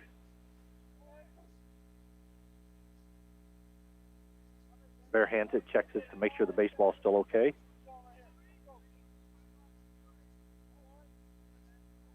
Guevara with a slight lead at first. 0-1 to Gonzalez, and again, that slider just working away from the righty hitters, having them fooled as Gonzalez out in front for strike 2, and Reese looking to get out of the inning.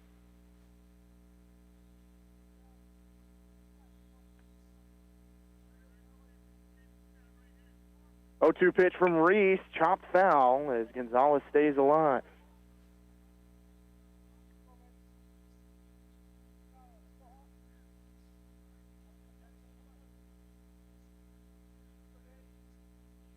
No balls, 2 strikes, 2 outs, top of the 5th.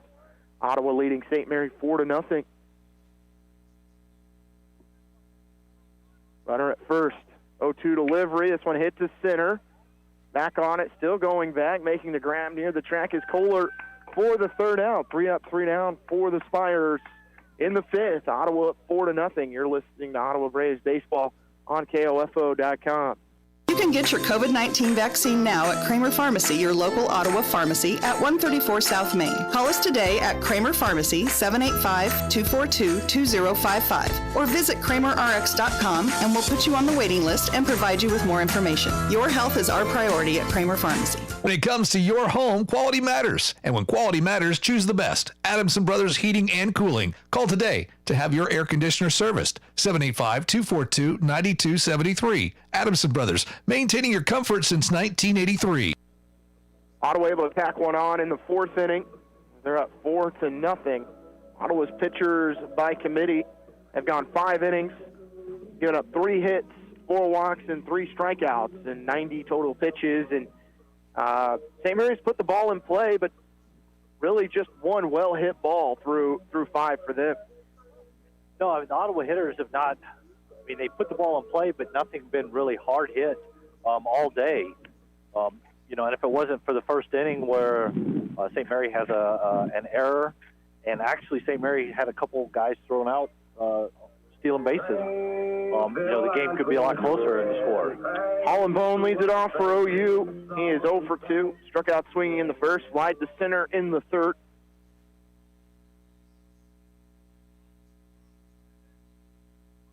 Bone, the junior from Pike Road, Alabama, and gets a fastball from Navarro on the outside corner for strike 1. And that zone has been pretty helpful to the pitchers so far today. It is continuing to work its way a little farther outside. 0-1 from Navarro, and Bone loses the bat, and the ball goes flying back to the screen.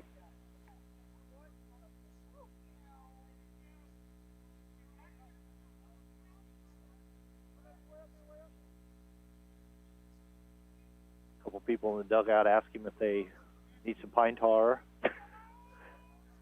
Well, now with these new wraps they've got on there, he's got about 4 different colors, like a peppermint, on trying to hang on to that. Right. 0-2 delivery, which you think if it was a peppermint, it'd be pretty sticky.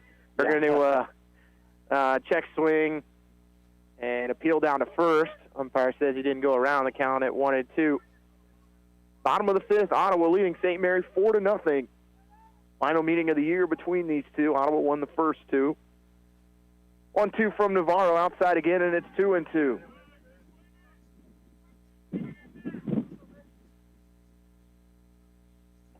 As you hear the wind howling in our microphones, it is straight down the line in left field. About 20 to 25 miles an hour, and Bone takes fastball well inside for ball 3, and he's worked it to full. Navarro up to 70 pitches. Has struck out 3, walked 4. 3-2 from Navarro, and it's inside again for ball 4. And what a at-bat for Bone to earn the walk. Yeah, going down 0-2. Good patience there. And, Matt, I'm going to put in the call right here. No, we haven't done that in a while, but I'm going to put the call in for Elliot Antonetti. Just missed one in the last plate appearance.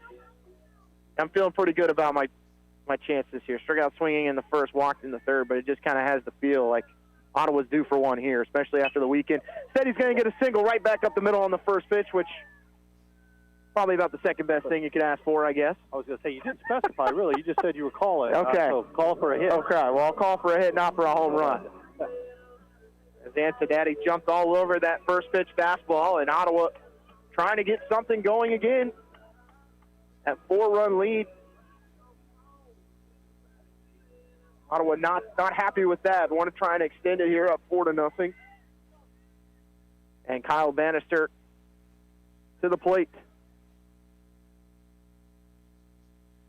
He shows bunt, drops it down. Nicely done. It's going to move the runners over. Plenty of time on the throw for Navarro, and Bannister out at first, but the runners move to second and third with 1 out. They get the bunt down, make the pitcher field it there. I thought maybe they had a chance to look at third since it was bunted a little harder to the pitcher. And they're going to bring the umpire out to the mound. I'm not sure what that discussion could be about. Might be they want to talk about either something on the mound or possible injury, maybe.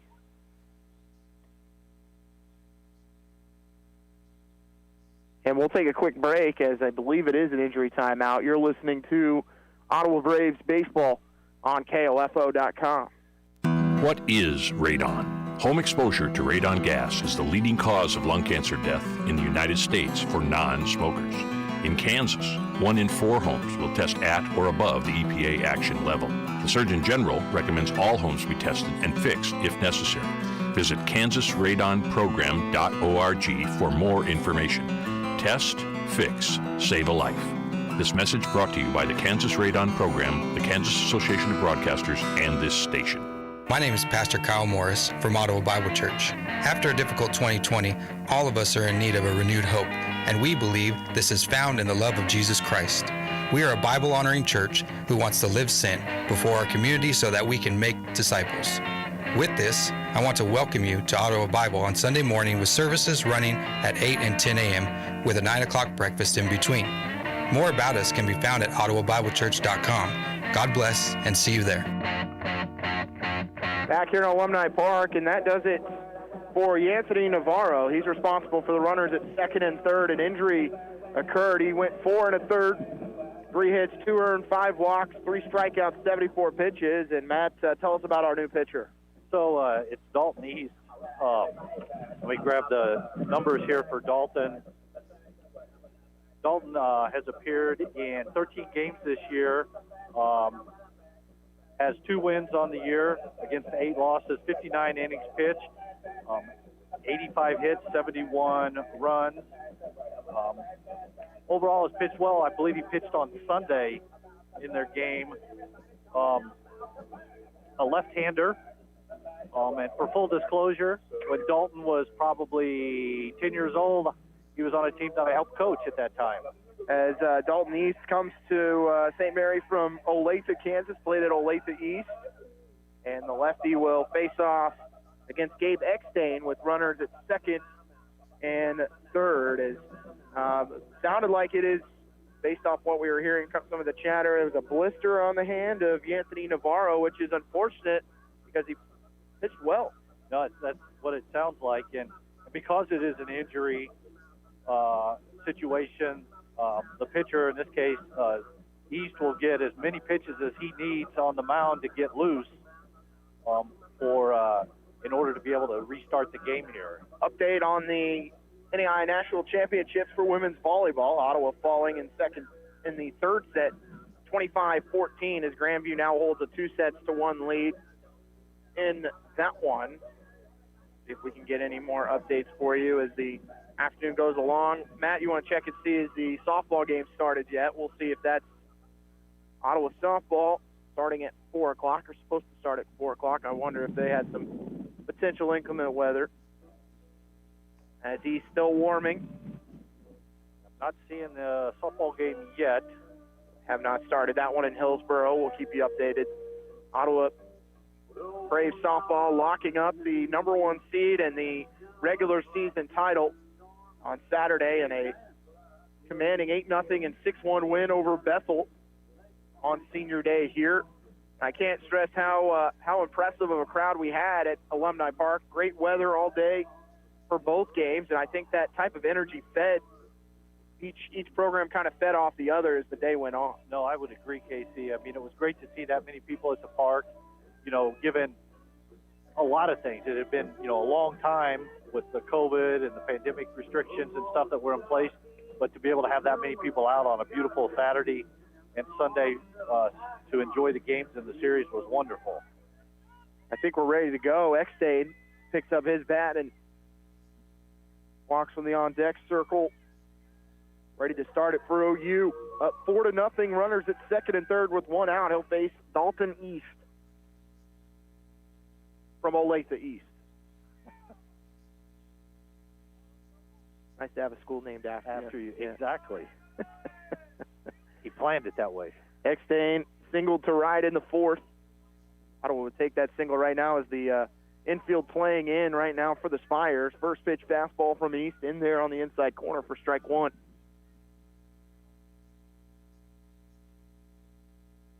East isn't going to overpower you, but can move the ball around in the zone and challenge hitters. 0-1 pitch to Eckstein inside for ball 1. Count to 1-1. Just 1 out in the fourth. Ottawa had a leadoff walk to Bone, followed by a single from Elliot Antonetti. Sacrifice bunt from Bannister, and now Eckstein at the plate. 1-1 delivery, inside again, and it's 2-1.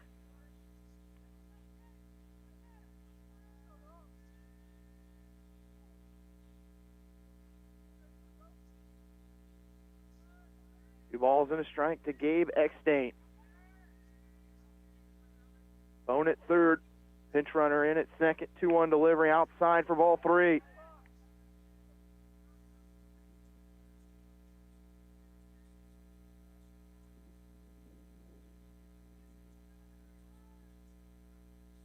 Eckstein hit a home run over the weekend. That's his second of the year. Has 5 RBIs. Big spot here for him. That pitch low for ball 4. As he was taking the whole way, and his base is loaded with 1 out for OU.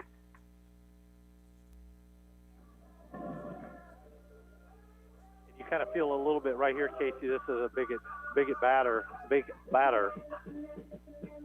Chance for Ottawa to really break the game open. And for Matt Aguilar in particular, a player that started the season red hot for OU, dealt with some injury issues, has battled back, and chance for him to gain some confidence. They're going to need him as this season goes on.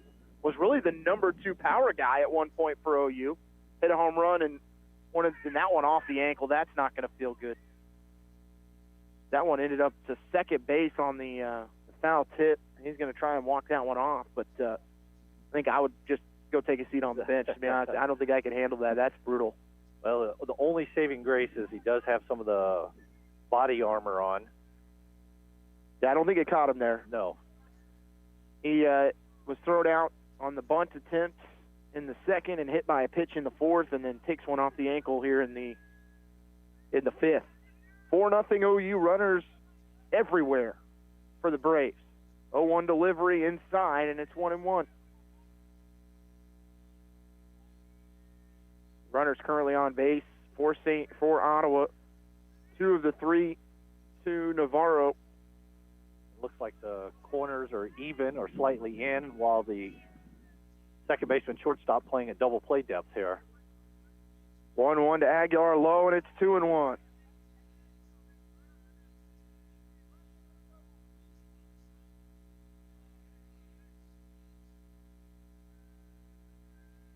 Two balls and a strike. Bases loaded for OU. Aguilar at the plate. East on the mound.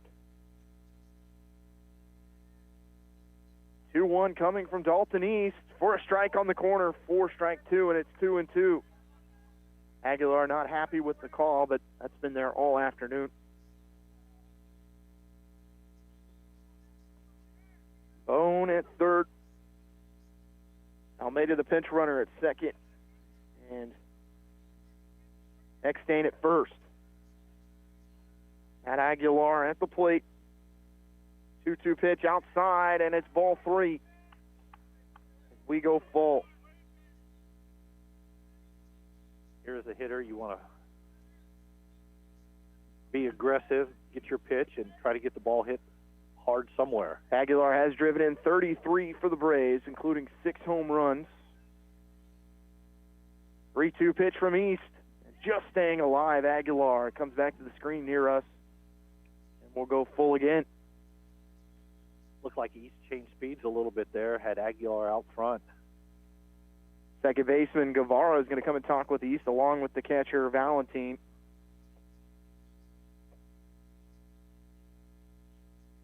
Might be talking about changing up signs. Second baseman came in to discuss it. Probably a quick discussion about who's taking ball hit back to the pitcher, who's covering second base. Make sure everybody's on the same page. Bases loaded, 3-2 count to Matt Aguilar. Braves trying to extend their 4-0 lead.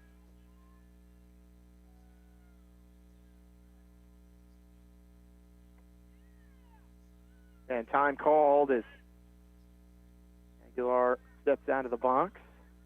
Game of cat and mouse. The game within a game, as they say, right? The last 3 innings were blown by. I mean, I think we played about 20 minutes. That pitch low for ball 4, and they'll walk in Holland Bone, and it's 5-0.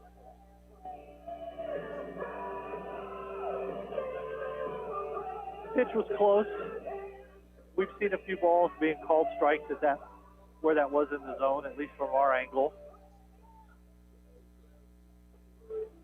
The catcher was definitely not happy with that. Have a few words with the umpire.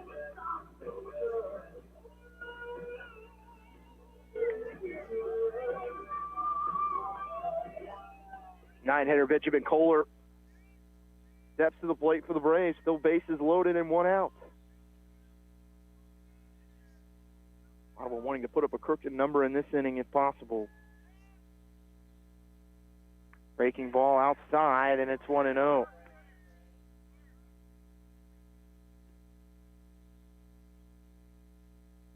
Kohler walked in the second, sacrifice bunt in the fourth. Run came around to score. 1-0 from East. It's going to be hit to short. Could be a double play ball. Going to be a tough play. They're going to go to force at third. Nothing else, though, and the runner will score from third is Almeida, and that's 2 runs scored for OU in the inning, and they go up 6-0. Yeah, really not much that he could do there. The ball was taking him to third base, get the sure out, limit the damage in the inning. You know, East made a good pitch there, got a ground ball. It's just unfortunate with, you know, the bases loaded and the ball hit that way, a run's going to score almost automatically. We take it to the top of the Ottawa lineup with Spradlin. Fastball at the knees for strike 1. Spradlin walked in the first, grounded to third in the second, and was hit by a pitch in the fourth.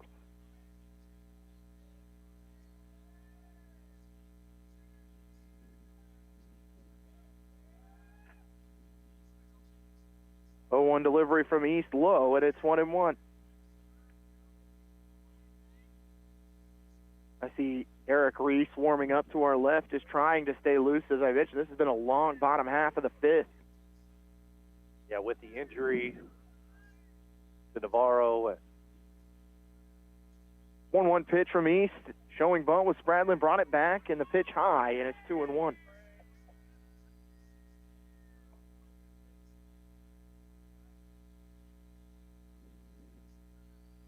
Thinking for a moment the sun might be breaking through, but it looks like another little thicker cloud cover is moving in. 2-1 pitch, down and foul down the Ottawa third base line. Players scattering again. Not the place to be today. No. That's the third or fourth ball we've seen down there. That must be where the ball magnet's hidden today. 2-2 count, 2 outs. Runners at first and second for OU. They scored 2 in the inning. They lead 6-0. Pitch to Spradlin. He's going to sit back on one, but jammed him a little bit. Going to hit it to center. And the catch made by the center fielder, Sadler. But Ottawa adds 2 to go up 6-0. We go to the 6th inning. You're listening to Ottawa Braves baseball on KOFO.com. 132 conference championships, 146 NAIA scholar teams, 43 NAIA national tournament appearances, and 237 All-Americans. Ottawa University has a long and rich tradition of Braves athletes that continue to compete at the highest level of competition, utilizing state-of-the-art facilities, accomplished coaches, and a spirit that only comes from wearing the black and gold. Push yourself to limits you never imagined as a student athlete at Ottawa University. Visit ottawa.edu/OUKS. Braves up 6-0 on that elongated 5th inning with the injury to Navarro. But Ottawa able to manufacture some runs, Matt, able to earn some walks and, go up by 6. Yeah, I mean, just the, the patience at the plate by the Ottawa hitters, not to chase pitches out of the zone. And, stay patient, take what you can get. I mean, a walk in that situation, put more pressure on St. Mary to continue to try to have to score. One thing that will be interesting with that long break, Eric Reese coming back out to work his 2nd inning. We saw Dylan Burris, after Ottawa put up 3 in the bottom of the 3rd, end up allowing the bases to go full in that next half inning. I mean, what is it, the mentality for a pitcher? We saw Reese kind of warming up outside the dugout there towards the end of the bottom half. But I mean, what is the mentality for a pitcher in a situation like that? I think they just try to stay in the game, try to stay in their routine, and understand that they want, they're happy to stay on the sideline as long as their team is scoring runs. But, an unusual situation with the injury there. You just stay focused, play a little catch, try to stay in the routine. Most pitchers have something to do with 2 outs. It'll be Garvin to lead it off for St. Mary, and he takes fastball from Reese, which he had a nice dose to the righties of that slider, tailing away on the outer part of the plate. But now his first lefty he'll face in Garvin, the cleanup hitter. And he's going to hit this one to center, going back, still going back. Making the grab over the shoulder is Kohler. for the first out.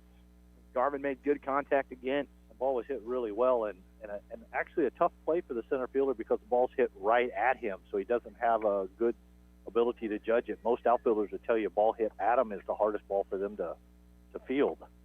Brings up the designated hitter, Oscar Osorio.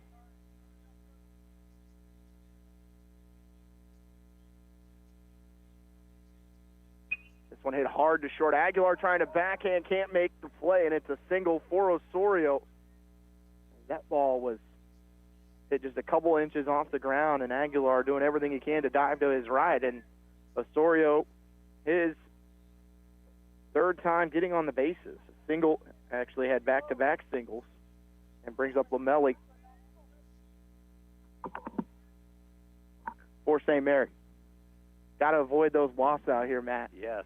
Now that they're out, they feel the heat too. They were coming to say hi. They missed you. Yeah, I haven't missed them at all. Lomeli out in front of a Reese fastball. Never know what we're going to run into at the park. No. Those are the ones I don't want to run into. 0-1 count, 1 out, top of the 6th.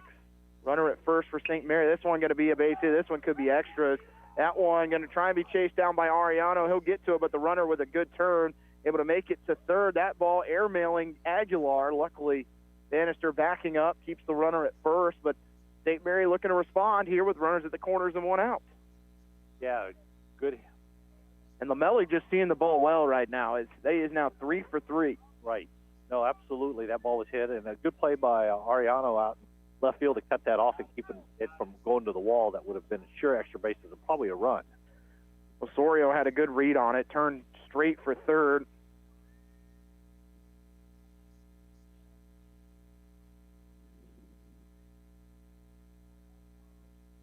Brings up the catcher, Valentine. Fastball just above the belt for ball 1. Reese's ERA coming into this at 4.64 in 21 1/3. Batting average against of 309. 1-0 from Reese. Fastball for a strike at the knees, and it's 1-1. Valentine asking the umpire where it was, and looked pretty good from here. Runners at the corners and 1 out for the Spires. 1-1 delivery outside from Reese. 2-1.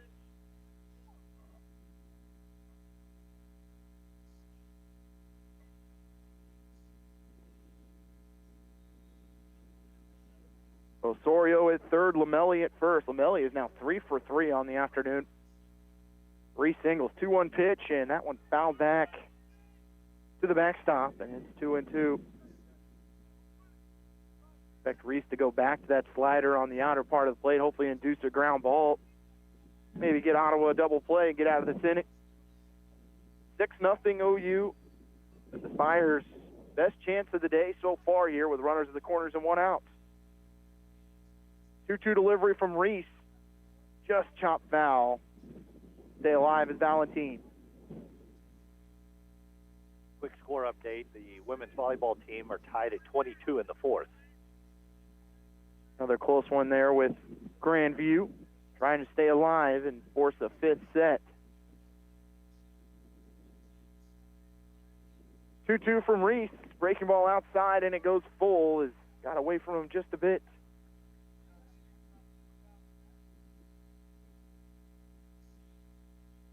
Full count to Antonio Valentine, who singled the left in the 2nd and walked in the 4th.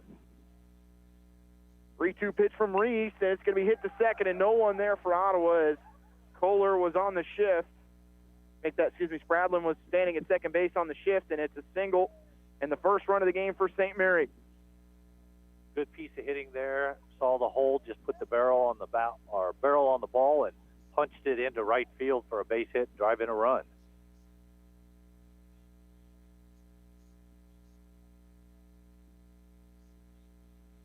As we will see Coach Gabe Grinder go and talk to Reese.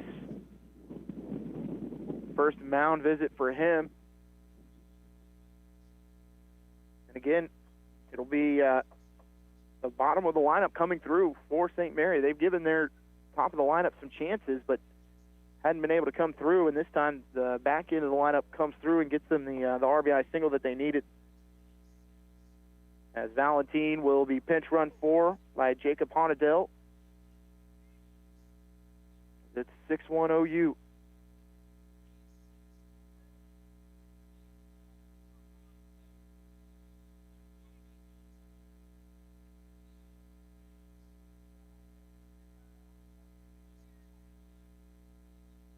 As Reese will face off against Francisco Villarreal. Walked in the second, fielder's choice in the fourth.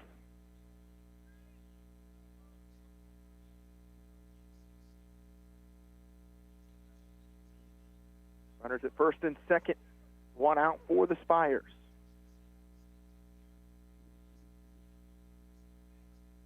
Delivery from Reese, outside corner, check swing.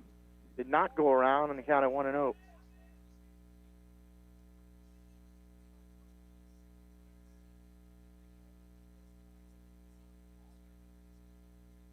Pinch runner coming in for the Spires is going to be number 10, Johnny Vasquez, a junior from Los Angeles, California.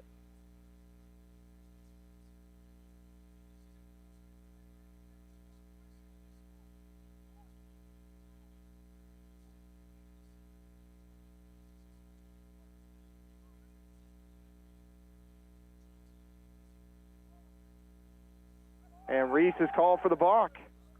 And the runners will move to second and third.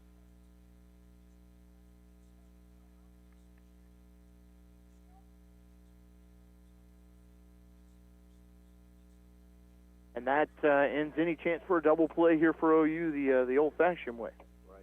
So because of the balk was called because he was on the rubber and used his hands to motion to the catcher, which could be construed as simulating a pitch. Reese with the fastball, maybe a little bit of anger there. We'll take it. The count at 1-1.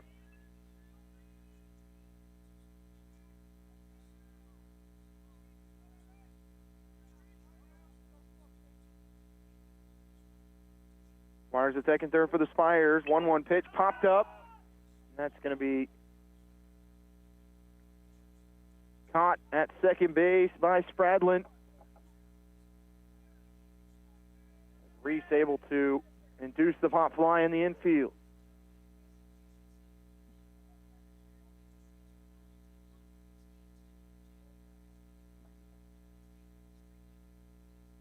And back to the plate is going to be Jarrett Goss, the 9-hitter.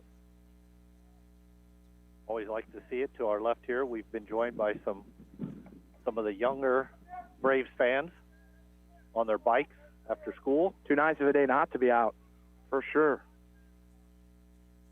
First pitch, just missing at the knees from Reese on that breaking ball to Goss.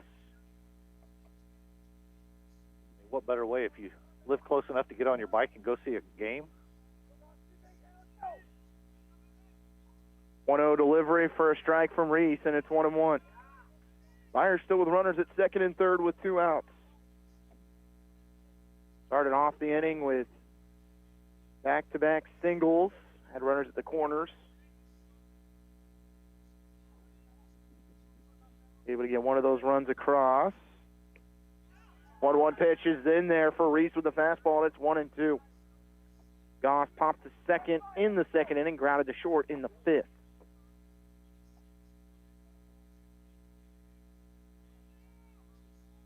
With 2 strikes here, need to shorten up the swing.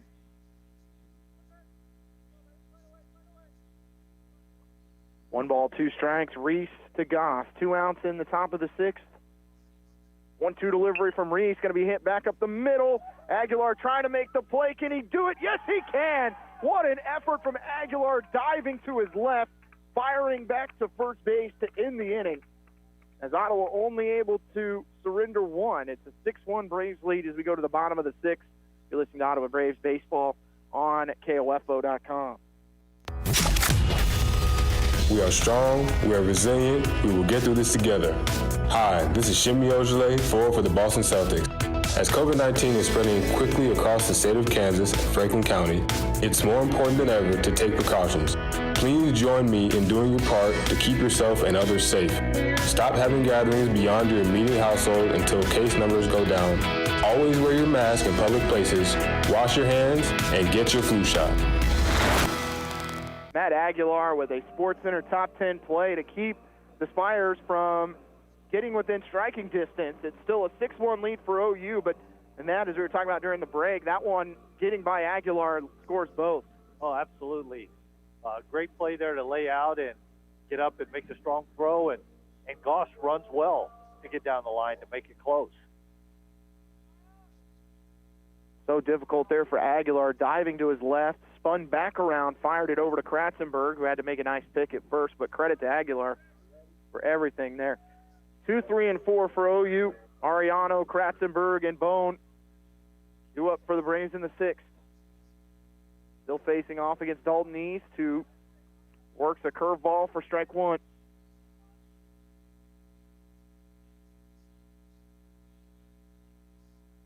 Oh, 1 from East is low, and it's 1-1.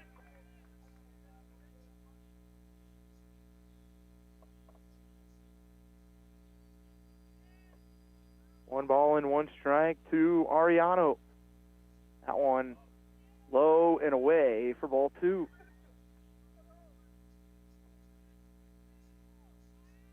Braves with 3 in the first, 1 in the 4th, 2 in the 5th. St. Mary with 1 in the 6th. Ottawa leads at 6-1. Ariano trying to wait on a changeup is out in front, and it's 2-2. Ariano hit by a pitch in the first, walked in the 3rd, sacrifice fly to center in the 4th. Another one in there, just missing. That one looked really good from here on the curveball. And the count goes full. Yeah, the pitch was close, definitely. I think Ariano was frozen on that pitch, expecting fastball. Instead, he got that breaking ball again. But he'll live for another pitch here at 3-2. 3-2 from East. Going to be hit softly to second, coming in hard and unable to make the play is Lomeli. I'm going to be charged an error to him, and even if he is able to field that, I'm not sure East was going to get there in time. No, I don't think so. That, again, that's one of those perfectly placed balls kind of in that area that's really difficult for the first baseman to get it and have to turn and throw back. And it's going to be Ryland Kratzenberg for the Braves with a runner at first and no outs. You just feel like Kratzenberg's due here. Maybe not for a home run, but to hit something hard. 1 for 3 with an RBI single in his first plate appearance. First inning. And he's trying to swing for one there, just a little behind that fastball from East.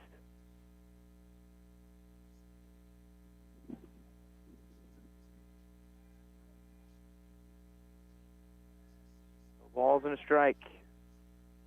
Bottom of the 6th. 0-1 delivery low, and Valentine able to dig it out. Such a tough play for a catcher where it could have dropped to his knees, but in a kind of an awkward spot where you can turn the glove over, and bounced up, caught him on the chest protector, only rolled forward a few feet. 1-1 to Kratzenberg high, and it's 2-1.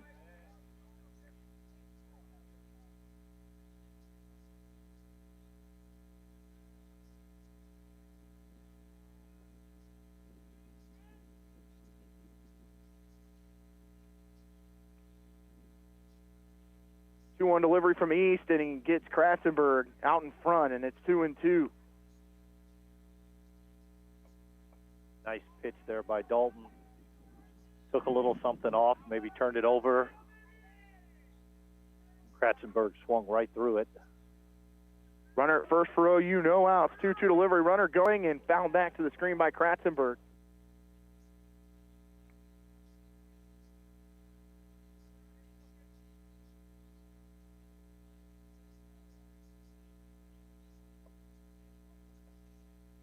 Ariano was going for a little hit and run.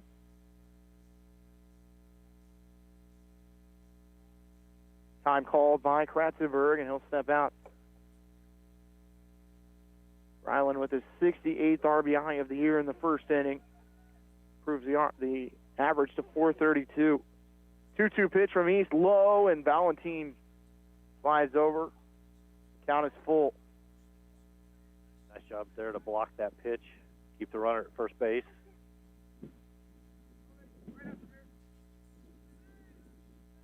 3 balls and 2 strikes. Ariano at first for OU, no outs. 3-2 to Kratzenberg, hits him in the back. And he'll take his base. Well, you never like to hit a batter, at least some people would say as a pitcher, make him pay to get on.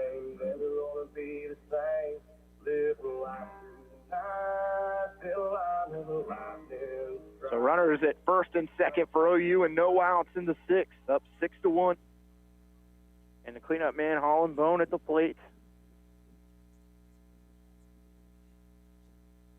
Ariano was in trouble there, able to get back in time, no one holding him on.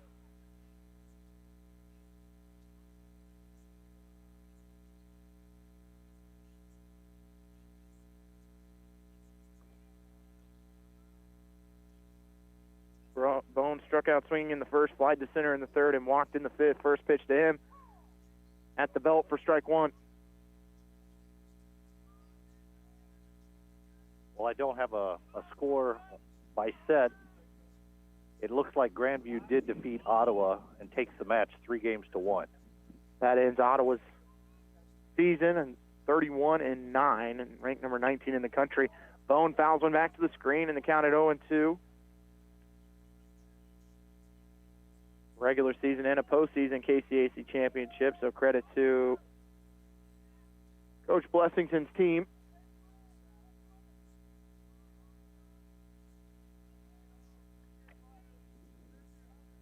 No balls and 2 strikes. Runners at first and second for OU, no outs. 0-2 pitch is inside, and that's going to hit Bone on the foot.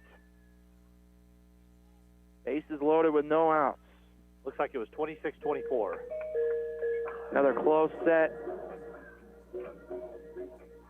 And it looks like we have our first update for OU Braves softball, leading 1-0 over Tabor in the 3rd inning of Game 1. That update coming from @Braves Athletics on Twitter.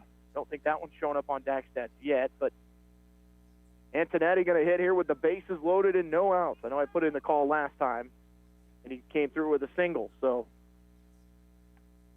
fastball from East down the middle for strike 1.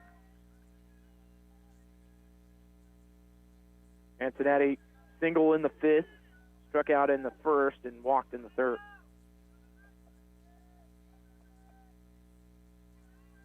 Oh, 1 Antonetti swings and misses for strike 2.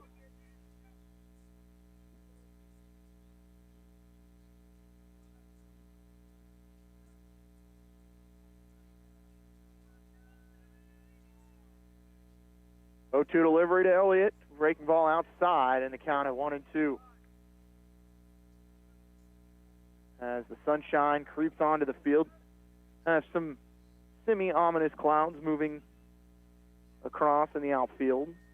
Behind home plate, sun's out. 1-2 delivery, and just getting a piece of it is Antonetti. The count remained at 1-2.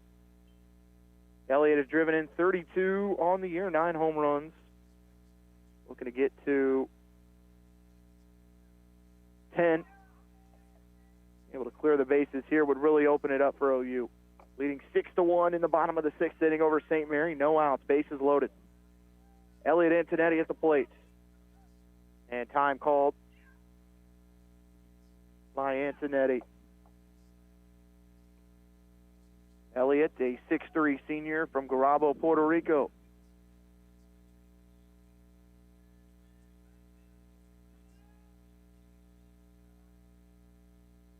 One-two delivery, inside, kicks off the foot, and unable to get a good read at 3rd was Ariano, and Valentine keeps the run from coming in. The count at 2-2. Yeah, nice play there by the catcher just to keep that ball around home plate area and not let the runners advance.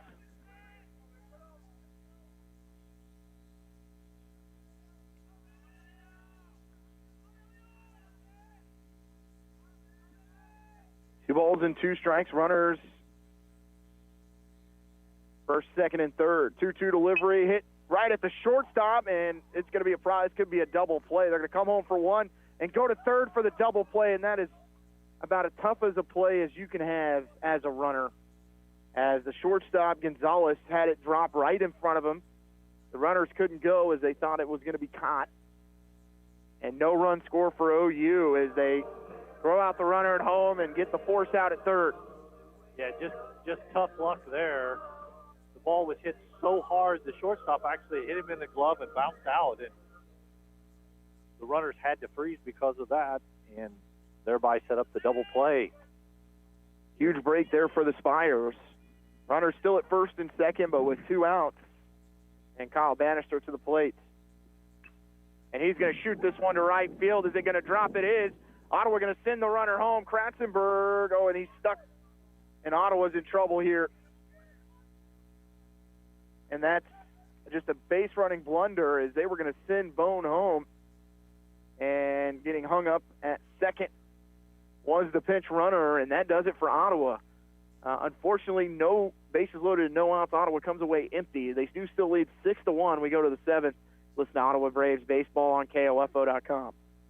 At a time of loss, you're already dealing with grief. The cost of a funeral service shouldn't add to it. This is Eric Price, funeral director and owner of Lamb Roberts Price Funeral Homes, providing affordable services for everyone. Find out more by visiting lamb-roberts.com. Results matter now more than ever, and Local IQ provides uniquely engaging local audiences, industry-leading technology, intelligent creative design, and insights from nationwide businesses. Talk to Stephen Bradley, 785-242-4700, extension 108. Matt, that time, not sure if you can call it maybe just a missed sign there on who was coming home, but Bone made a big turn at third. Almeida made a huge turn at second, and then the throw, instead of coming home, was cut off, and Almeida gets thrown out at second. Yeah, I think, it's just some miscommunication on the base pass. Maybe Almeida wasn't watching ahead of him, just got too far off the base, and the ball got, to St. Mary's credit, they cut the ball off and had a chance to get to throw behind the runner and get them out and get themselves off the field without giving up more runs. Third pitching change for Ottawa. It's going to be Austin Skellhorn in for the Braves to start the 7th inning. Skellhorn had a lot of work against Oklahoma Wesleyan, especially in Game 1 and Game 2. Unfortunately, came away as the loser in Game 2 and gave up that go-ahead home run. But otherwise, in Game 1, got the save. Had the chance for the save in Game 2, but plenty of velocity from this righty and was always willing to challenge Oklahoma Wesleyan on the weekend. Skellhorn, the 6'3" senior from Rosedale, British Columbia. And he starts the top of the St. Mary lineup and steals Sadler with a strike. But what a huge potential momentum shift there for Ottawa not to increase the lead with the bases loaded and no outs. Right. 0-1 from Skellhorn on the outside corner with a breaking ball, misses, and it's 1-1.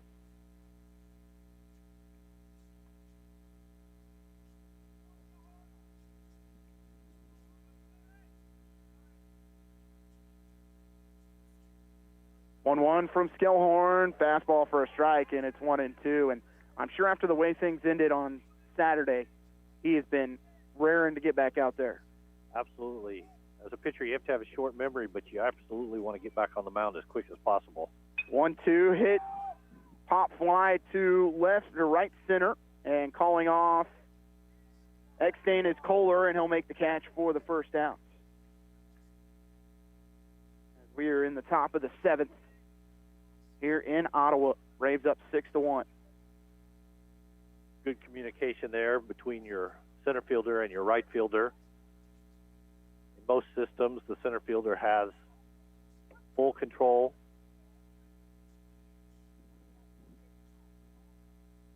Guevara looking at a fastball high, couldn't lay off of it, and swings under it for strike one. Ottawa Braves softball leading 2-0 in the 4th inning in Game 1. 0-1 from Skellhorn and is in the dirt. It's 1-1.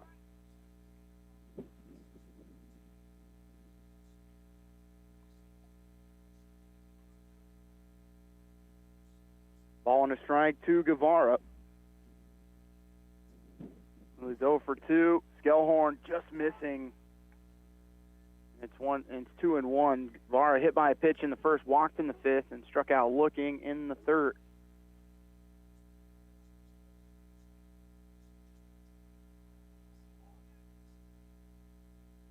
2-1 delivery from Skellhorn, missing outside, and it's 3-1. Both those last two pitches looking pretty good.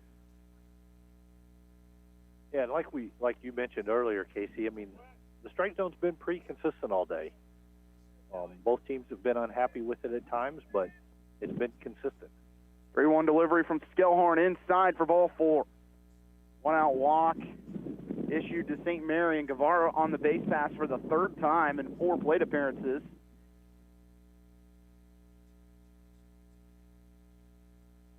Brings up the shortstop, Daniel Gonzalez.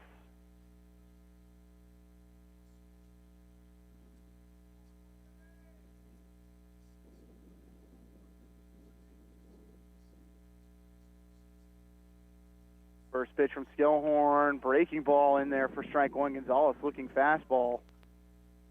Skellhorn does a nice job of hiding it on the release. Even from here, I thought that looked like it was going to be a fastball, and started out that way and just died at the plate. Yeah, no, he does a nice job with it. Batter struggles to pick it up off of his release. 0-1 pitch, same thing, just a different location, and Gonzalez way out in front for strike 2. Does he go back to that breaking ball one more time? I say so, and just throw it a little further off the plate maybe. 0-1 delivery again, and exactly like you called it, Matt. Strike 3 to Gonzalez, who had 3 flyouts on the afternoon, all to deep parts of the ballpark. And the Braves able to strike him out as Skellhorn gets his first K of the day.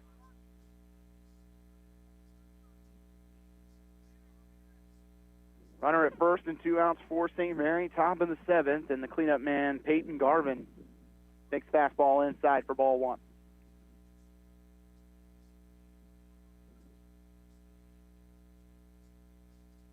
As we work our way towards, here now at after 5 o'clock, we know the rain is supposed to come in here around 7. And Skellhorn's got Guevara in a bad spot, but Guevara, nice job to reach that front hand and catch the bag as he was on that front foot in a bad spot. He was almost hung out to dry for sure. 1-0 to Garvin. Foul back to the screen. It's 1-1.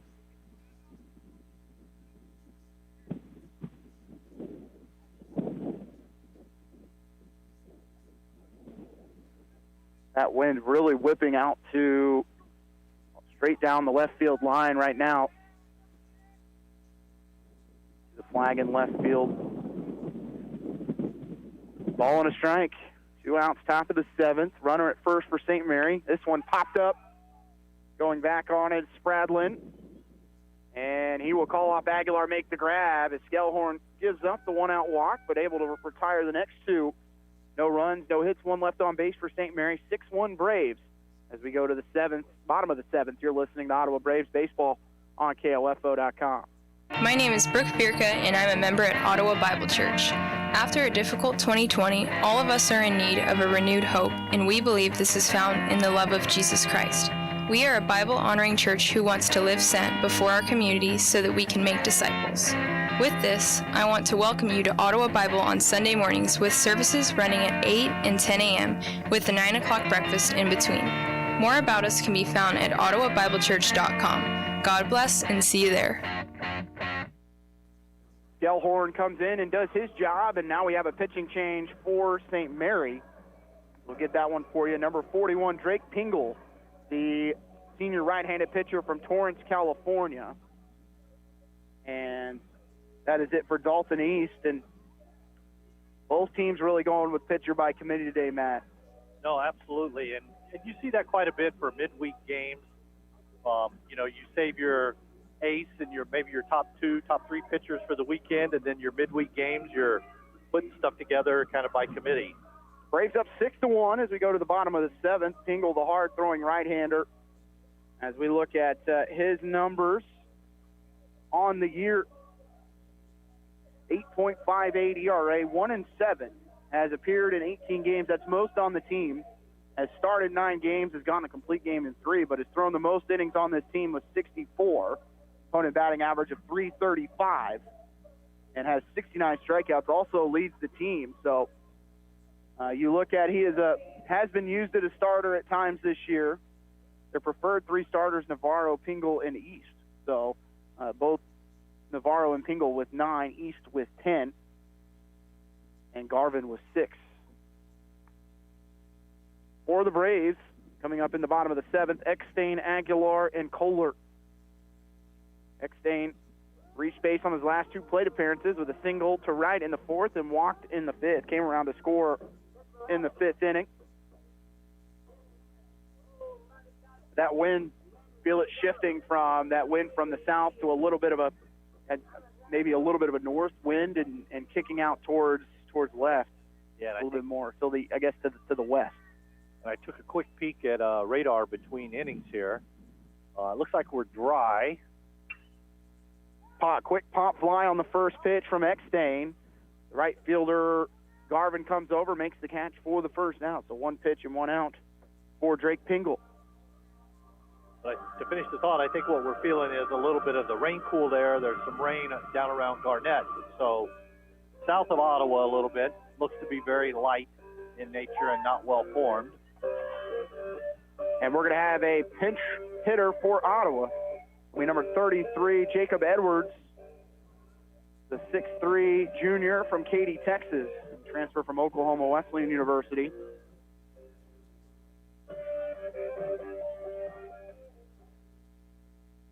Edwards with hitting .272. 3 home runs, 29 runs batted in, and fastball in the dirt from Pingle.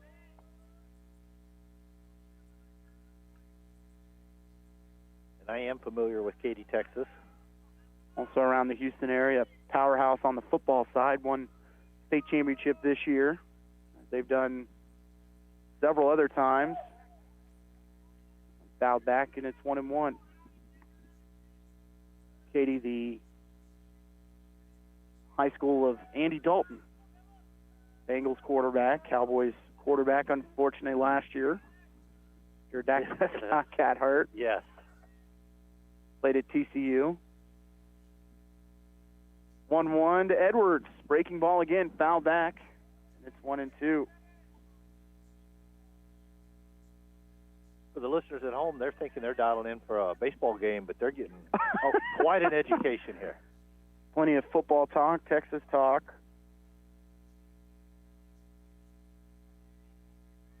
Ball and 2 strikes to Edwards from the left side. And that fastball inside, and it's 2-2. Man, I don't know what I've got on today that is attractive. I mean, I put sunscreen on, but third or fourth time we've been buzzed. Yeah. Literally. Time called by Edwards.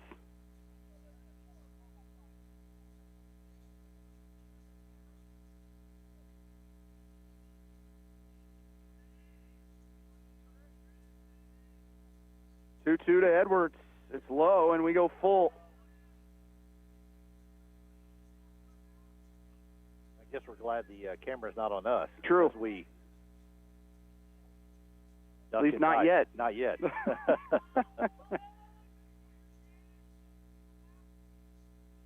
3-2 to Edwards.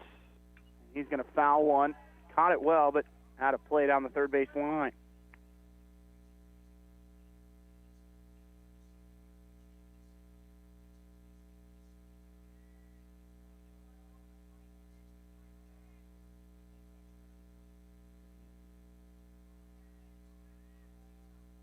Two from Pingle. Breaking ball to Edwards, able to foul out of play. And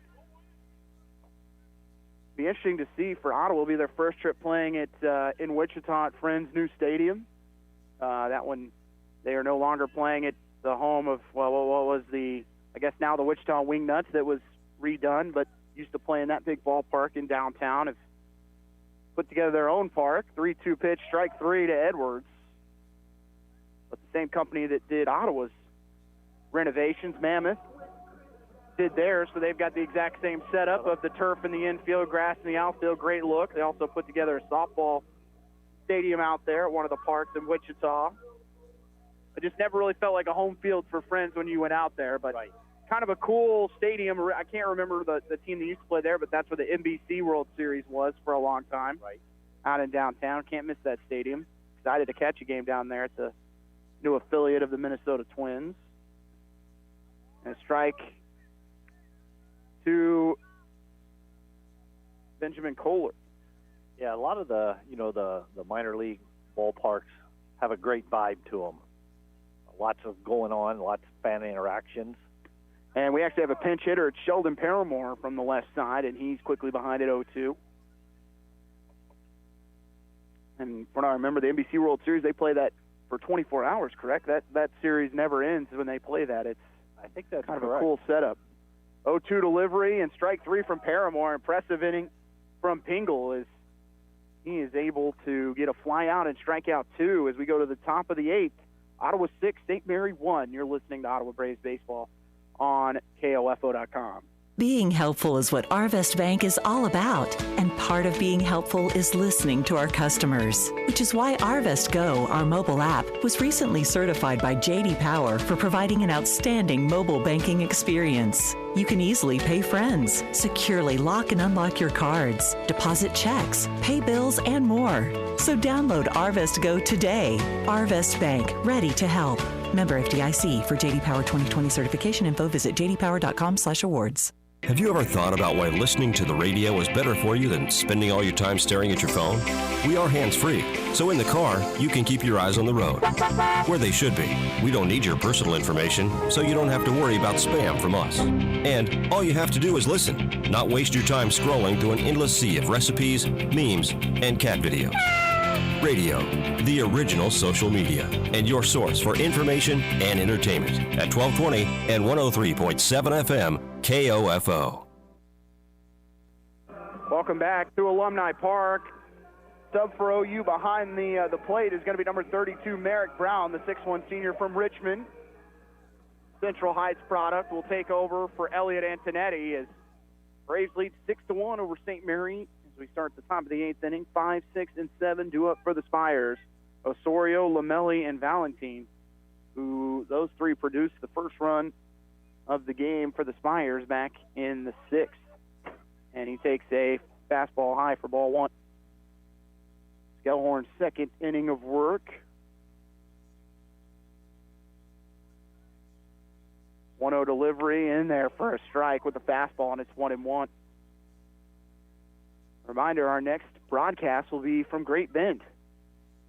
We will follow Ottawa University baseball and softball on that trip.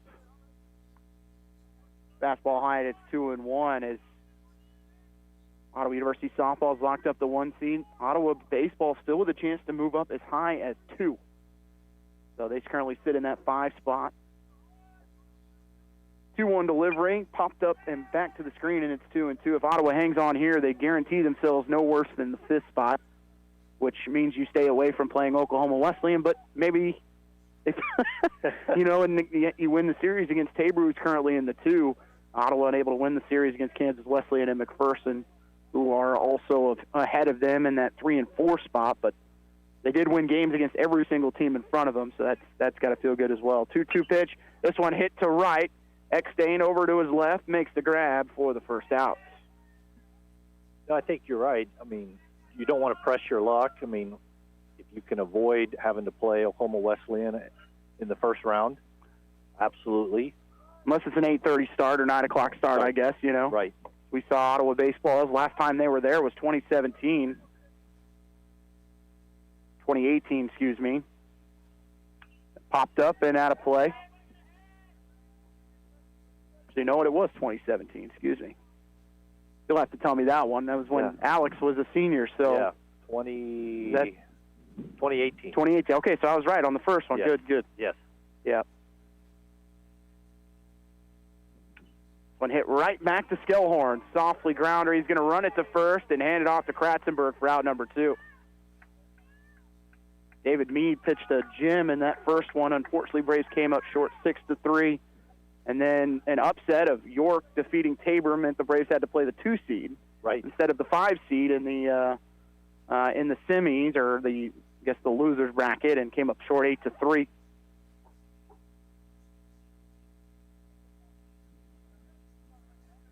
Two outs in the inning. Breaking ball from Skellhorn outside. Willie Estrada hit one that landed in the cornfields in left field in that first game. Yes, the ghosts were out there. 1-0 delivery, and Skellhorn just missing with a fastball. It's 2-0. And we can only hope Mother Nature doesn't rear her ugly head out at Great Bend. We have been in a rain delay every year we've been out there. So, yes, one of those was a tornado warning, which was quite an experience. 2-0 delivery. Me and you had to seek cover in a hotel that wasn't the hotel we were staying at. Right. It's at that point, it was just find someplace. Yes. The Bethany softball team was there. They were in that same hotel. Everyone was trying to find somewhere to go. 2 years ago, Ottawa softball had to play a game at Barton County Community College because of the flooded field, so which really wasn't first time ever calling a game on turf, which was awesome. 2-1 win for Ottawa. 2-1 pitch on the way from Skellhorn. This one to be hit to short. Aguilar to his left, and he'll deliver 3 up, 3 down for Skellhorn in the 8th. Braves 6, St. Mary 1. We go to the bottom of the 8th inning. You're listening to Ottawa Braves baseball on KOFO.com. Ottawa University has positioned itself as a distinctive and rapidly expanding institution, known for its innovative educational models, exceptional value, and special ability to prepare diverse student populations for lifetimes of enlightened faith, exemplary service, inspired leadership, and personal significance. With numerous undergraduate and graduate degrees in business, education, arts and sciences, athletics, and more, you'll gain the specific expertise you need for a lifetime of significance and prosperity. Find out more by visiting ottawa.edu/OUKS.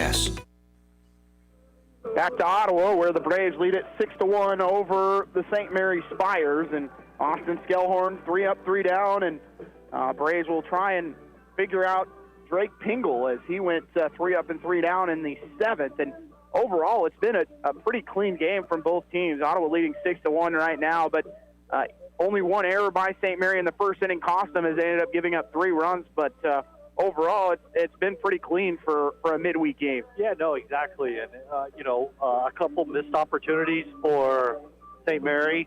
You could argue a couple missed opportunities for Ottawa to tack on a few more runs. The double play with the bases loaded, kind of killed the rally at that point. But, overall, a well-played game that's been moved along at a reasonably good pace, except for the injury to Navarro, the starting pitcher, who left the game. From what reports we're hearing, as you mentioned, a blister possibly on the finger. And update for softball: Ottawa leading Tabor 3-0 in the 6th inning in Game 1. As we are in the bottom of the 8th, Ottawa up 6-1, and back to the top of the lineup. It's Spradlin, Ariano, and Kratzenberg. Could see some potential pinch hitters coming through for OU, but Spradlin will lead it off. And again, Pingle, fastball in there for a strike. Pingle's really been pounding the zone, just strike after strike after strike, challenging Braves hitters. 0-1 from Pingle. This one going to be hit to short. It's going to be a single for Spradlin as he reaches for the second time today, and that's his first hit of the afternoon. And a leadoff single for OU to start the 8th inning. I was going to ask you, Casey, I had missed it this week.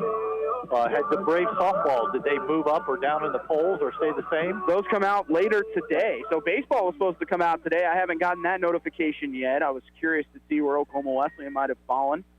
Softball, I believe, actually comes out tomorrow. Okay. So they do that one every 2 weeks. Runner going, that breaking ball, great jump for Kohler. He's going to be safe on a great jump as he read that, Spradlin read that.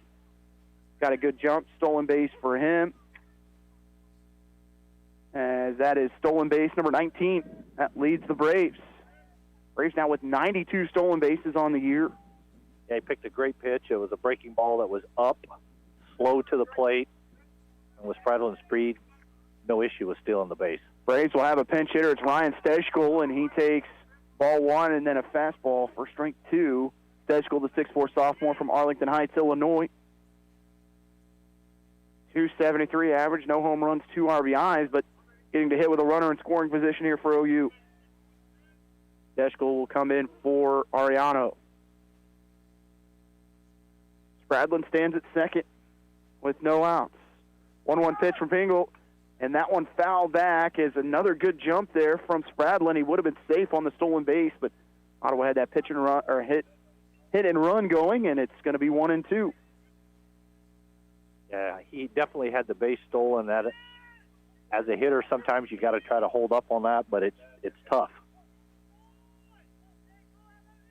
1 ball and 2 strikes to Stejskal.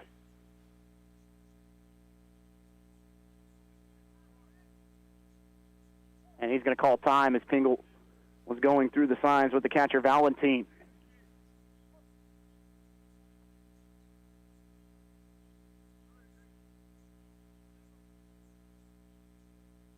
One-two from Pingle, breaking ball that Stejskal just fights off and out of play. We'll go with 1-2 again.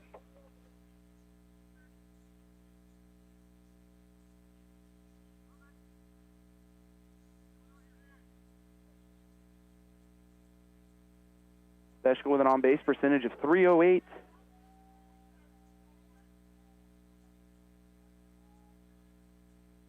One-two pitch from Pingle. Stejskal again, back to the screen.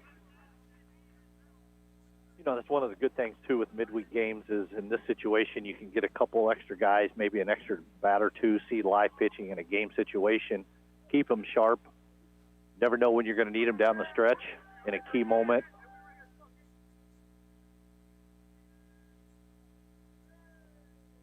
One-two to Stejskal. Pingle looks over his shoulder, and again, that breaking ball just fought off by Stejskal. Yeah, battle here. He's definitely shortened his swing.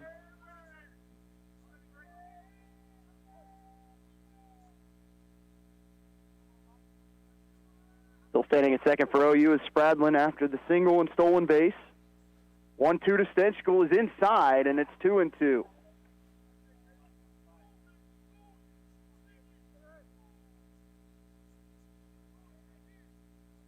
I think if I'm Pingle here, I'm thinking another breaking ball, probably outer half of the plate. See if you can get him out on his front foot. 2-2 delivery, breaking ball hit right back up the middle. It's going to be a nice play at short, but it moves the runner to third. Is Gonzalez able to spin around at the bag, throw it over to first, but Stejskal does move the runner. And with 1 out in the 8th, it's Ryland Kratzenberg again. Kratzenberg 1 for 3 with an RBI. He would like nothing better than to cap this one off. Grab another.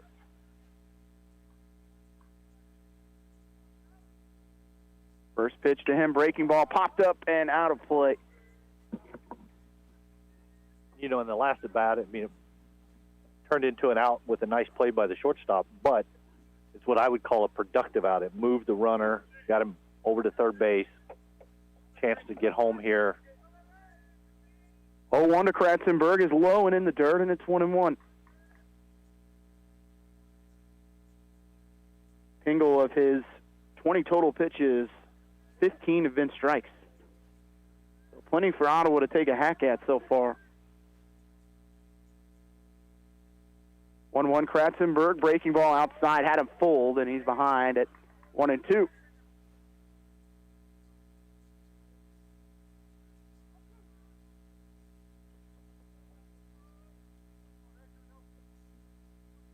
Spradlin at third with 1 out. 1 ball and 2 strikes to Kratzenberg. And he chops this one to third. Are they going to come home with it? They can't. Too much speed. The throw to first is off the bag, and Kratzenberg will be safe. And the credit has to go to Spradlin as the third baseman, Villarreal, thought he had a play at home, didn't materialize, and forces the bad throw. Yeah, at that point, since the ball was hit so high in the air of the bounce, the third baseman and Spradlin's speed really only had one play. He should have just set his feet and made a strong throw across the diamond. –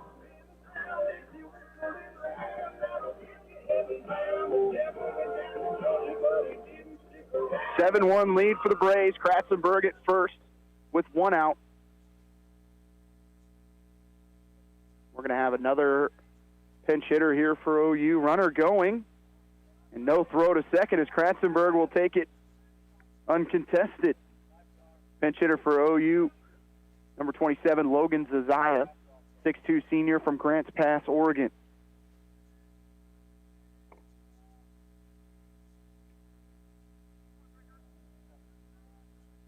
Kratzenberg into scoring position. Zazaya fastball at the belt is outside, and it's 2-0.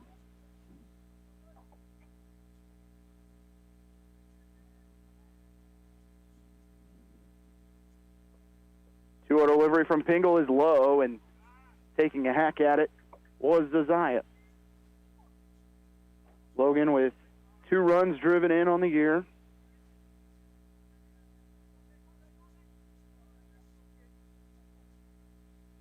Two-one pitch, popped up and out of play.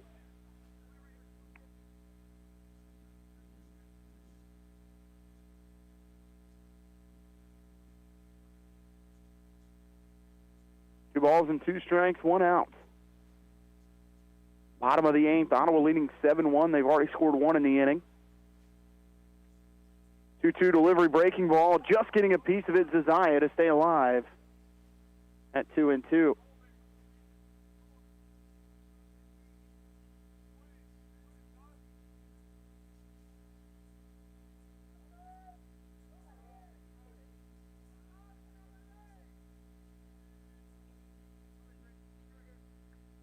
Kratzenberg at second with the RBI single. 2-2 pitch is fouled off the mask of Valentine.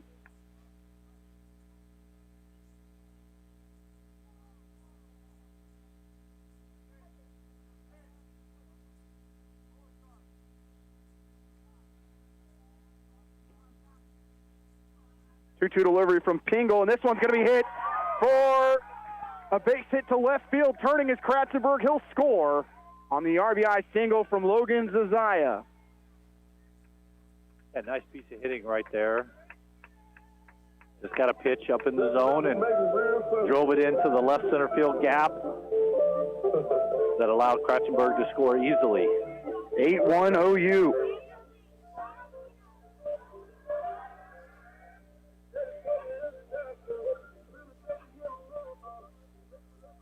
Pinch hitter for OU. That's actually going to be Merrick Brown, who came in for Ariano in the last inning, or Antonetti, in the last inning. He will step in with a runner at first and 1 out. First pitch to Brown. He showed bunt, brought it back. Great throw this time. Runner going to be thrown out. Valentine able to gun him down. 4 out, number 2.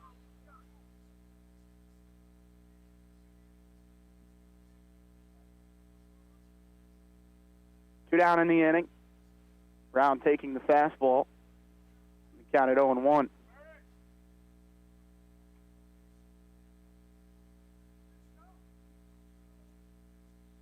They will actually move it back. The count at 1-0. They check swing, and Brown will show bunt.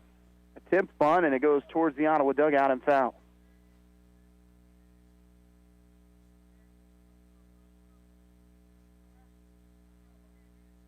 Ball and a strike, 2 outs. Merrick Brown, Richmond native, Central Heights product. .238 average, no home runs, and an RBI. And takes one in the back. And a little something for Pingle at the end of that one.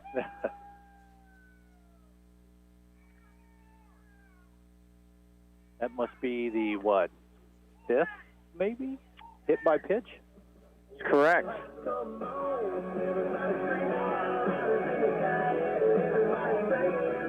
Ottawa has definitely worn it today. Yeah. Didn't get a lift in today, so there's going to be sore for other reasons.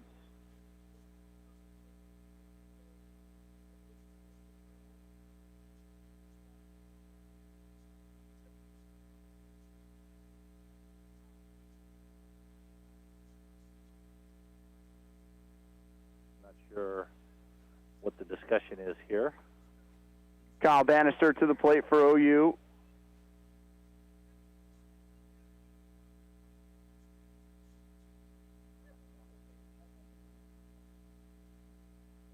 Ottawa will have a pinch runner.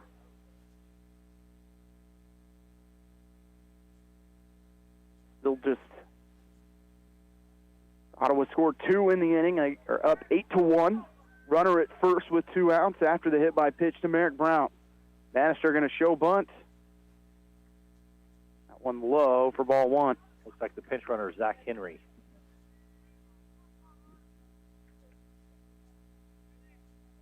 Henry, the 6'2 senior from Kent, Washington. 1-0 delivery. Henry running on the play, but it's fouled back in the count at 1-1.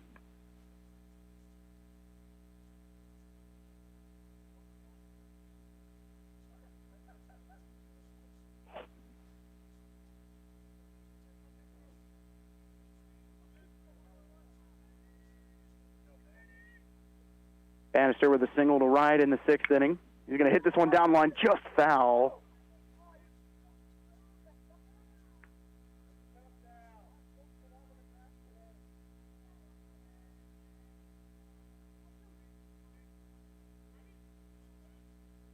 Ball and 2 strikes.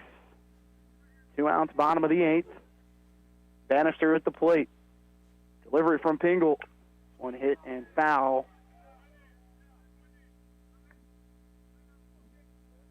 By Bannister.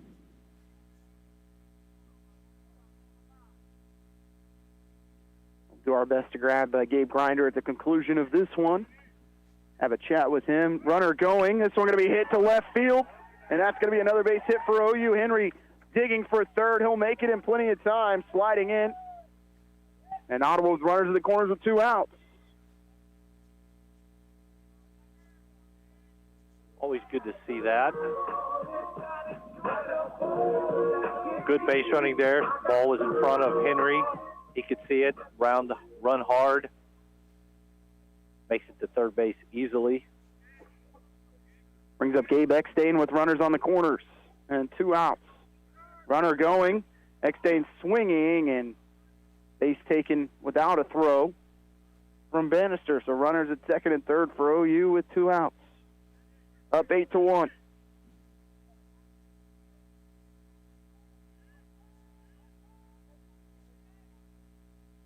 A 1 delivery for a strike to Eckstein, and it's 0-2. Eckstein 1 for 3. A single to right in the 4th. Come around to score 1 run.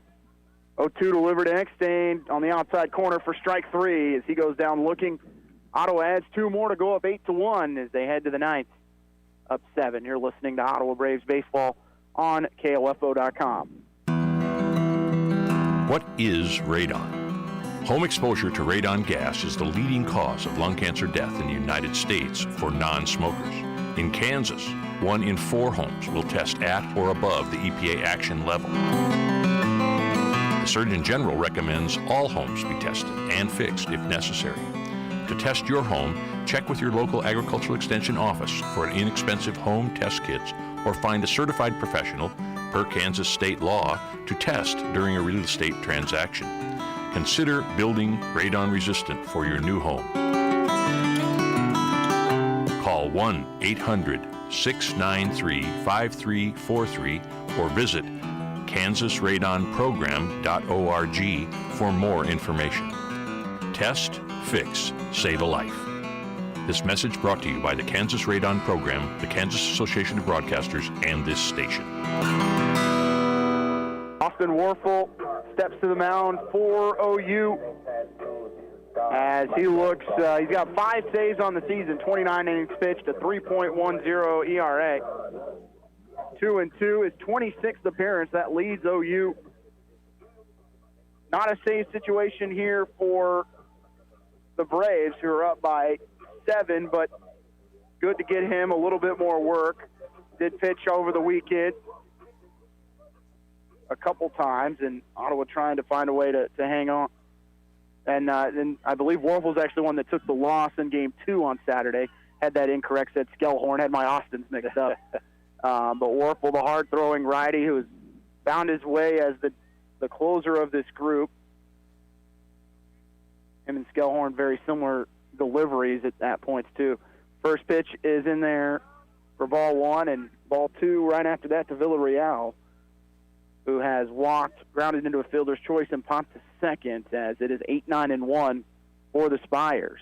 3-0 delivery, going to be hit to right field, tailing foul though, and out of play. 2 balls and a strike.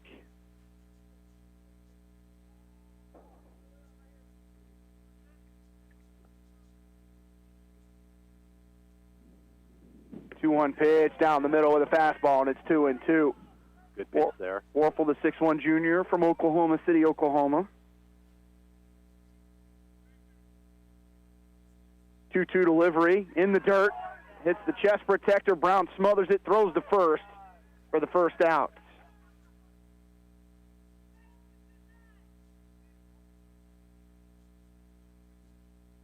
As Ottawa 2 outs away from their 30th win of the season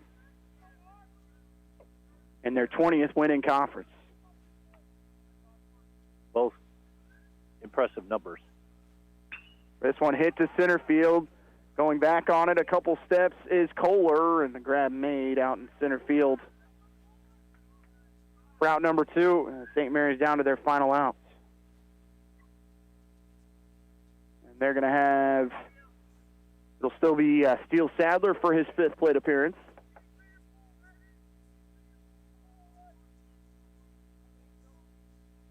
Breaking ball from Warfel, just nasty, drops in for strike 1. So much movement on that breaking ball. 0-1 from Warfel. Another breaking ball that is a little low outside, and it's 1-1. Had wiffle ball-like movement.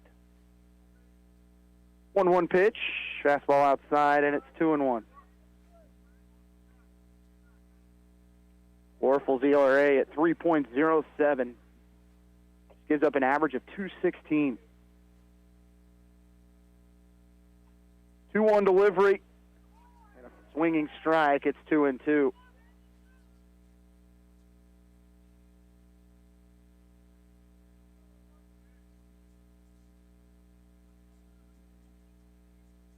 Two-two pitch.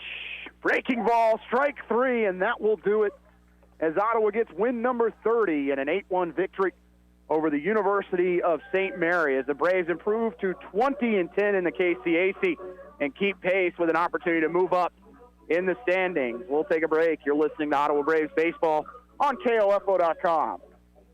Hi, everybody. This is Denny Matthews, the voice of the Royals. Don't miss a game, home or away, this year. Keep it locked onto your source for information and entertainment. And Royals Baseball in East Central Kansas, 1220 and 103.7 FM, KOFO. Death and taxes. Inevitable. Just like tax tips. Brought to you by Tax Time Tax Service every weekday morning during the 7 o'clock news on 1220 and 103.7 FM, KOFO. The Franklin County Emergency Communications Center, Franklin County Sheriff's Office, Ottawa Police Department, and Wellsville Police Department would like to invite you to protect yourself from scams and fraud. No law enforcement agency or government entity will ever call to tell you that you have a warrant. No legitimate business or government entity will accept gift cards as payment for anything, including fees, bonds, or taxes. Consider it a scam if someone you don't know is asking you to purchase a gift card, and never give out any personal information. When it comes to being scammed, it is only appropriate to call law enforcement to report when you have lost property, money, or your identity has been stolen. Don't underestimate what scammers will do and say to you in order to get your information or money. When making online purchases, use caution, even when using trusted buyers or sellers. Use public parking lots or highly visible locations to exchange goods, and use verified secure digital currency exchanges. Protect personal information. The identity saved could be your own. Brought to you by the Franklin County Emergency Communications Center and KOFO Radio. Welcome back to Alumni Park. Final score, Ottawa 8. University of St. Mary 1, as Ottawa improves on the year to 30-16, and more importantly, 20-10 in the KCAC. As we look to have head coach Gabe Grinder join us here shortly, as St. Mary falls on the year to 7-37, 6-24 in the KCAC. As Ottawa able to sweep the season series over the Spires, they actually sweep the season series over their local counterparts as they swept Avila 3-0. But Ottawa now will work towards the weekend as they get set to travel to Wichita for the final regular season series of KCAC play, as they will take on Friends. First pitch is on April 30th. That'll be on Friday at 3 p.m., and then they'll play the doubleheader on March 1st, as that will be in Wichita. As we're going to have Gabe Grinder join us here shortly. We'll take one more break. We come back, we'll talk with the head coach. You're listening to Ottawa Braves Baseball on KOFO.com. America is kept safe because the Army National Guard responds, protects, and supports our nation when it needs them most. From fighting wildfires with air support, helping civilians in flooded neighborhoods, to delivering food and supplies to those who have lost everything, the Army National Guard always responds when disaster strikes. The Army National Guard also trains to be ever vigilant against threats, foreign and domestic. They protect our skies with missile defense weaponry. They secure our information, communications, and infrastructure with cybersecurity. And they protect us against chemical, biological, and radiological hazards with the civilian support team. The Army National Guard also stands ready to deploy and provide support for conflicts or humanitarian missions abroad. Join the Army National Guard and be there to respond, protect, and support your community and your country. Visit NationalGuard.com to learn more about part-time service. Sponsored by the Kansas Army National Guard. Aired by the Kansas Association of Broadcasters and this station. Welcome back to Alumni Park. Final score, Ottawa 8, St. Mary 1, as we're now joined by head coach Gabe Grinder. Coach, tremendous pitching performance. Your pitchers combined tonight, 9 innings pitched, just 6 hits, 1 earned, 6 strikeouts, and 5 walks. But what was impressive to me was how they responded with runners in scoring position. Yeah, our guys have they've worked really hard this year, and we put them in situations throughout practices to just put them in the spot where you got to make big pitches and put pressure on them. I think our guys do a great job of handling pressure, and they find ways to just wiggle out of innings. Going from playing such an emotional series against Oklahoma Wesleyan, and coming away with 2 out of 3 against them, to coming out to play against St. Mary, we know the KCAC is good from top to bottom. But what were kind of your expectations coming into today, and did you kind of focus on anything in particular coming into this one? The expectation is come out and win and continue off of a good weekend. And I pulled the guys together in the 3rd inning and told them, hey, we got to get it going a little bit, because you could tell that there was still a little bit of hangover from the weekend, which typically happens. And I warned them from Sunday onward that, hey, you can have some hangover. And I think we finally got that out of our system around the 4th and 5th and started playing a whole lot better baseball. Your team picks up their 30th win. It's been a long time since this program has had 30 wins in a season. More importantly, you're up to 20 wins in KCAC play, and everything to play for this weekend. Now with 4 teams, with Tabor losing game 1, it looks like they're going to lose game 2. There's going to be 4 teams within a game going into the final weekend. Can't ask for anything better. No, we've talked about trying to win a championship all year long. And I appreciate to our guys through the highs, through the lows, that everything still sits in front of us.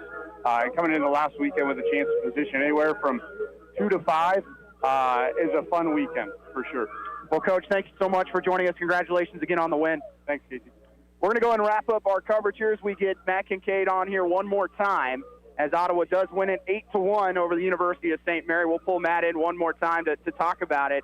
As Ottawa sweeps the season series over the Spires, and more importantly, able to get the win here at home over a St. Mary team that in the past has had Ottawa's number. You look at the overall record between these two teams, St. Mary has gotten the best of Ottawa over the last 5 years, and to be able to come away with the sweep is big. And then also the fact that, as Coach Grinder talked about, able to continue the momentum that was created over the weekend. Yeah, no, I mean, that's part of it, part of growing up as a team and learning how to win and win against teams that you should beat. Arguably this year in this case, after a big emotional weekend, I think Coach talked about it, was, a little bit of the hangover. But that's what you need. You're going to play a lot of big games, and that's why you build a program and you want to play in those games.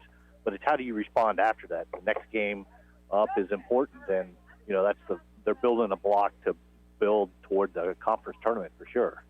Well, Ottawa will be in Wichita this weekend as they will take on Friends University on Friday and Saturday. Our next game will be in Great Bend. Don't know the time, but we know the place, going in on either May 5th through the 7th for baseball and softball. Me and Matt will both be there, so if we have a conflict, one of us will be able to cover whatever game is going on. But look forward to getting out to Great Bend and an opportunity for this baseball program to take its next step in the progression as we've seen over the last couple of years.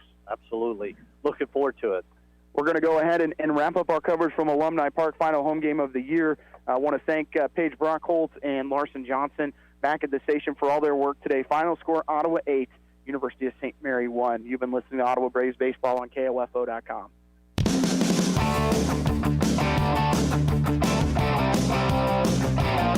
We hope you enjoyed this broadcast of OU Braves Baseball on KOFO. Brought to you by Quality Structures, Dingle & Son Mortuary, Sutton's Jewelry, Advent Health Ottawa, and by Ottawa University, Kramer Pharmacy, Ottawa Recreation Commission, and Len Roberts Price Funeral Home. OU Braves Baseball on KOFO is also brought to you by Kansas State Bank, Adamson Brothers Heating and Cooling, CarStar, the Ottawa Herald, and Arvest Bank.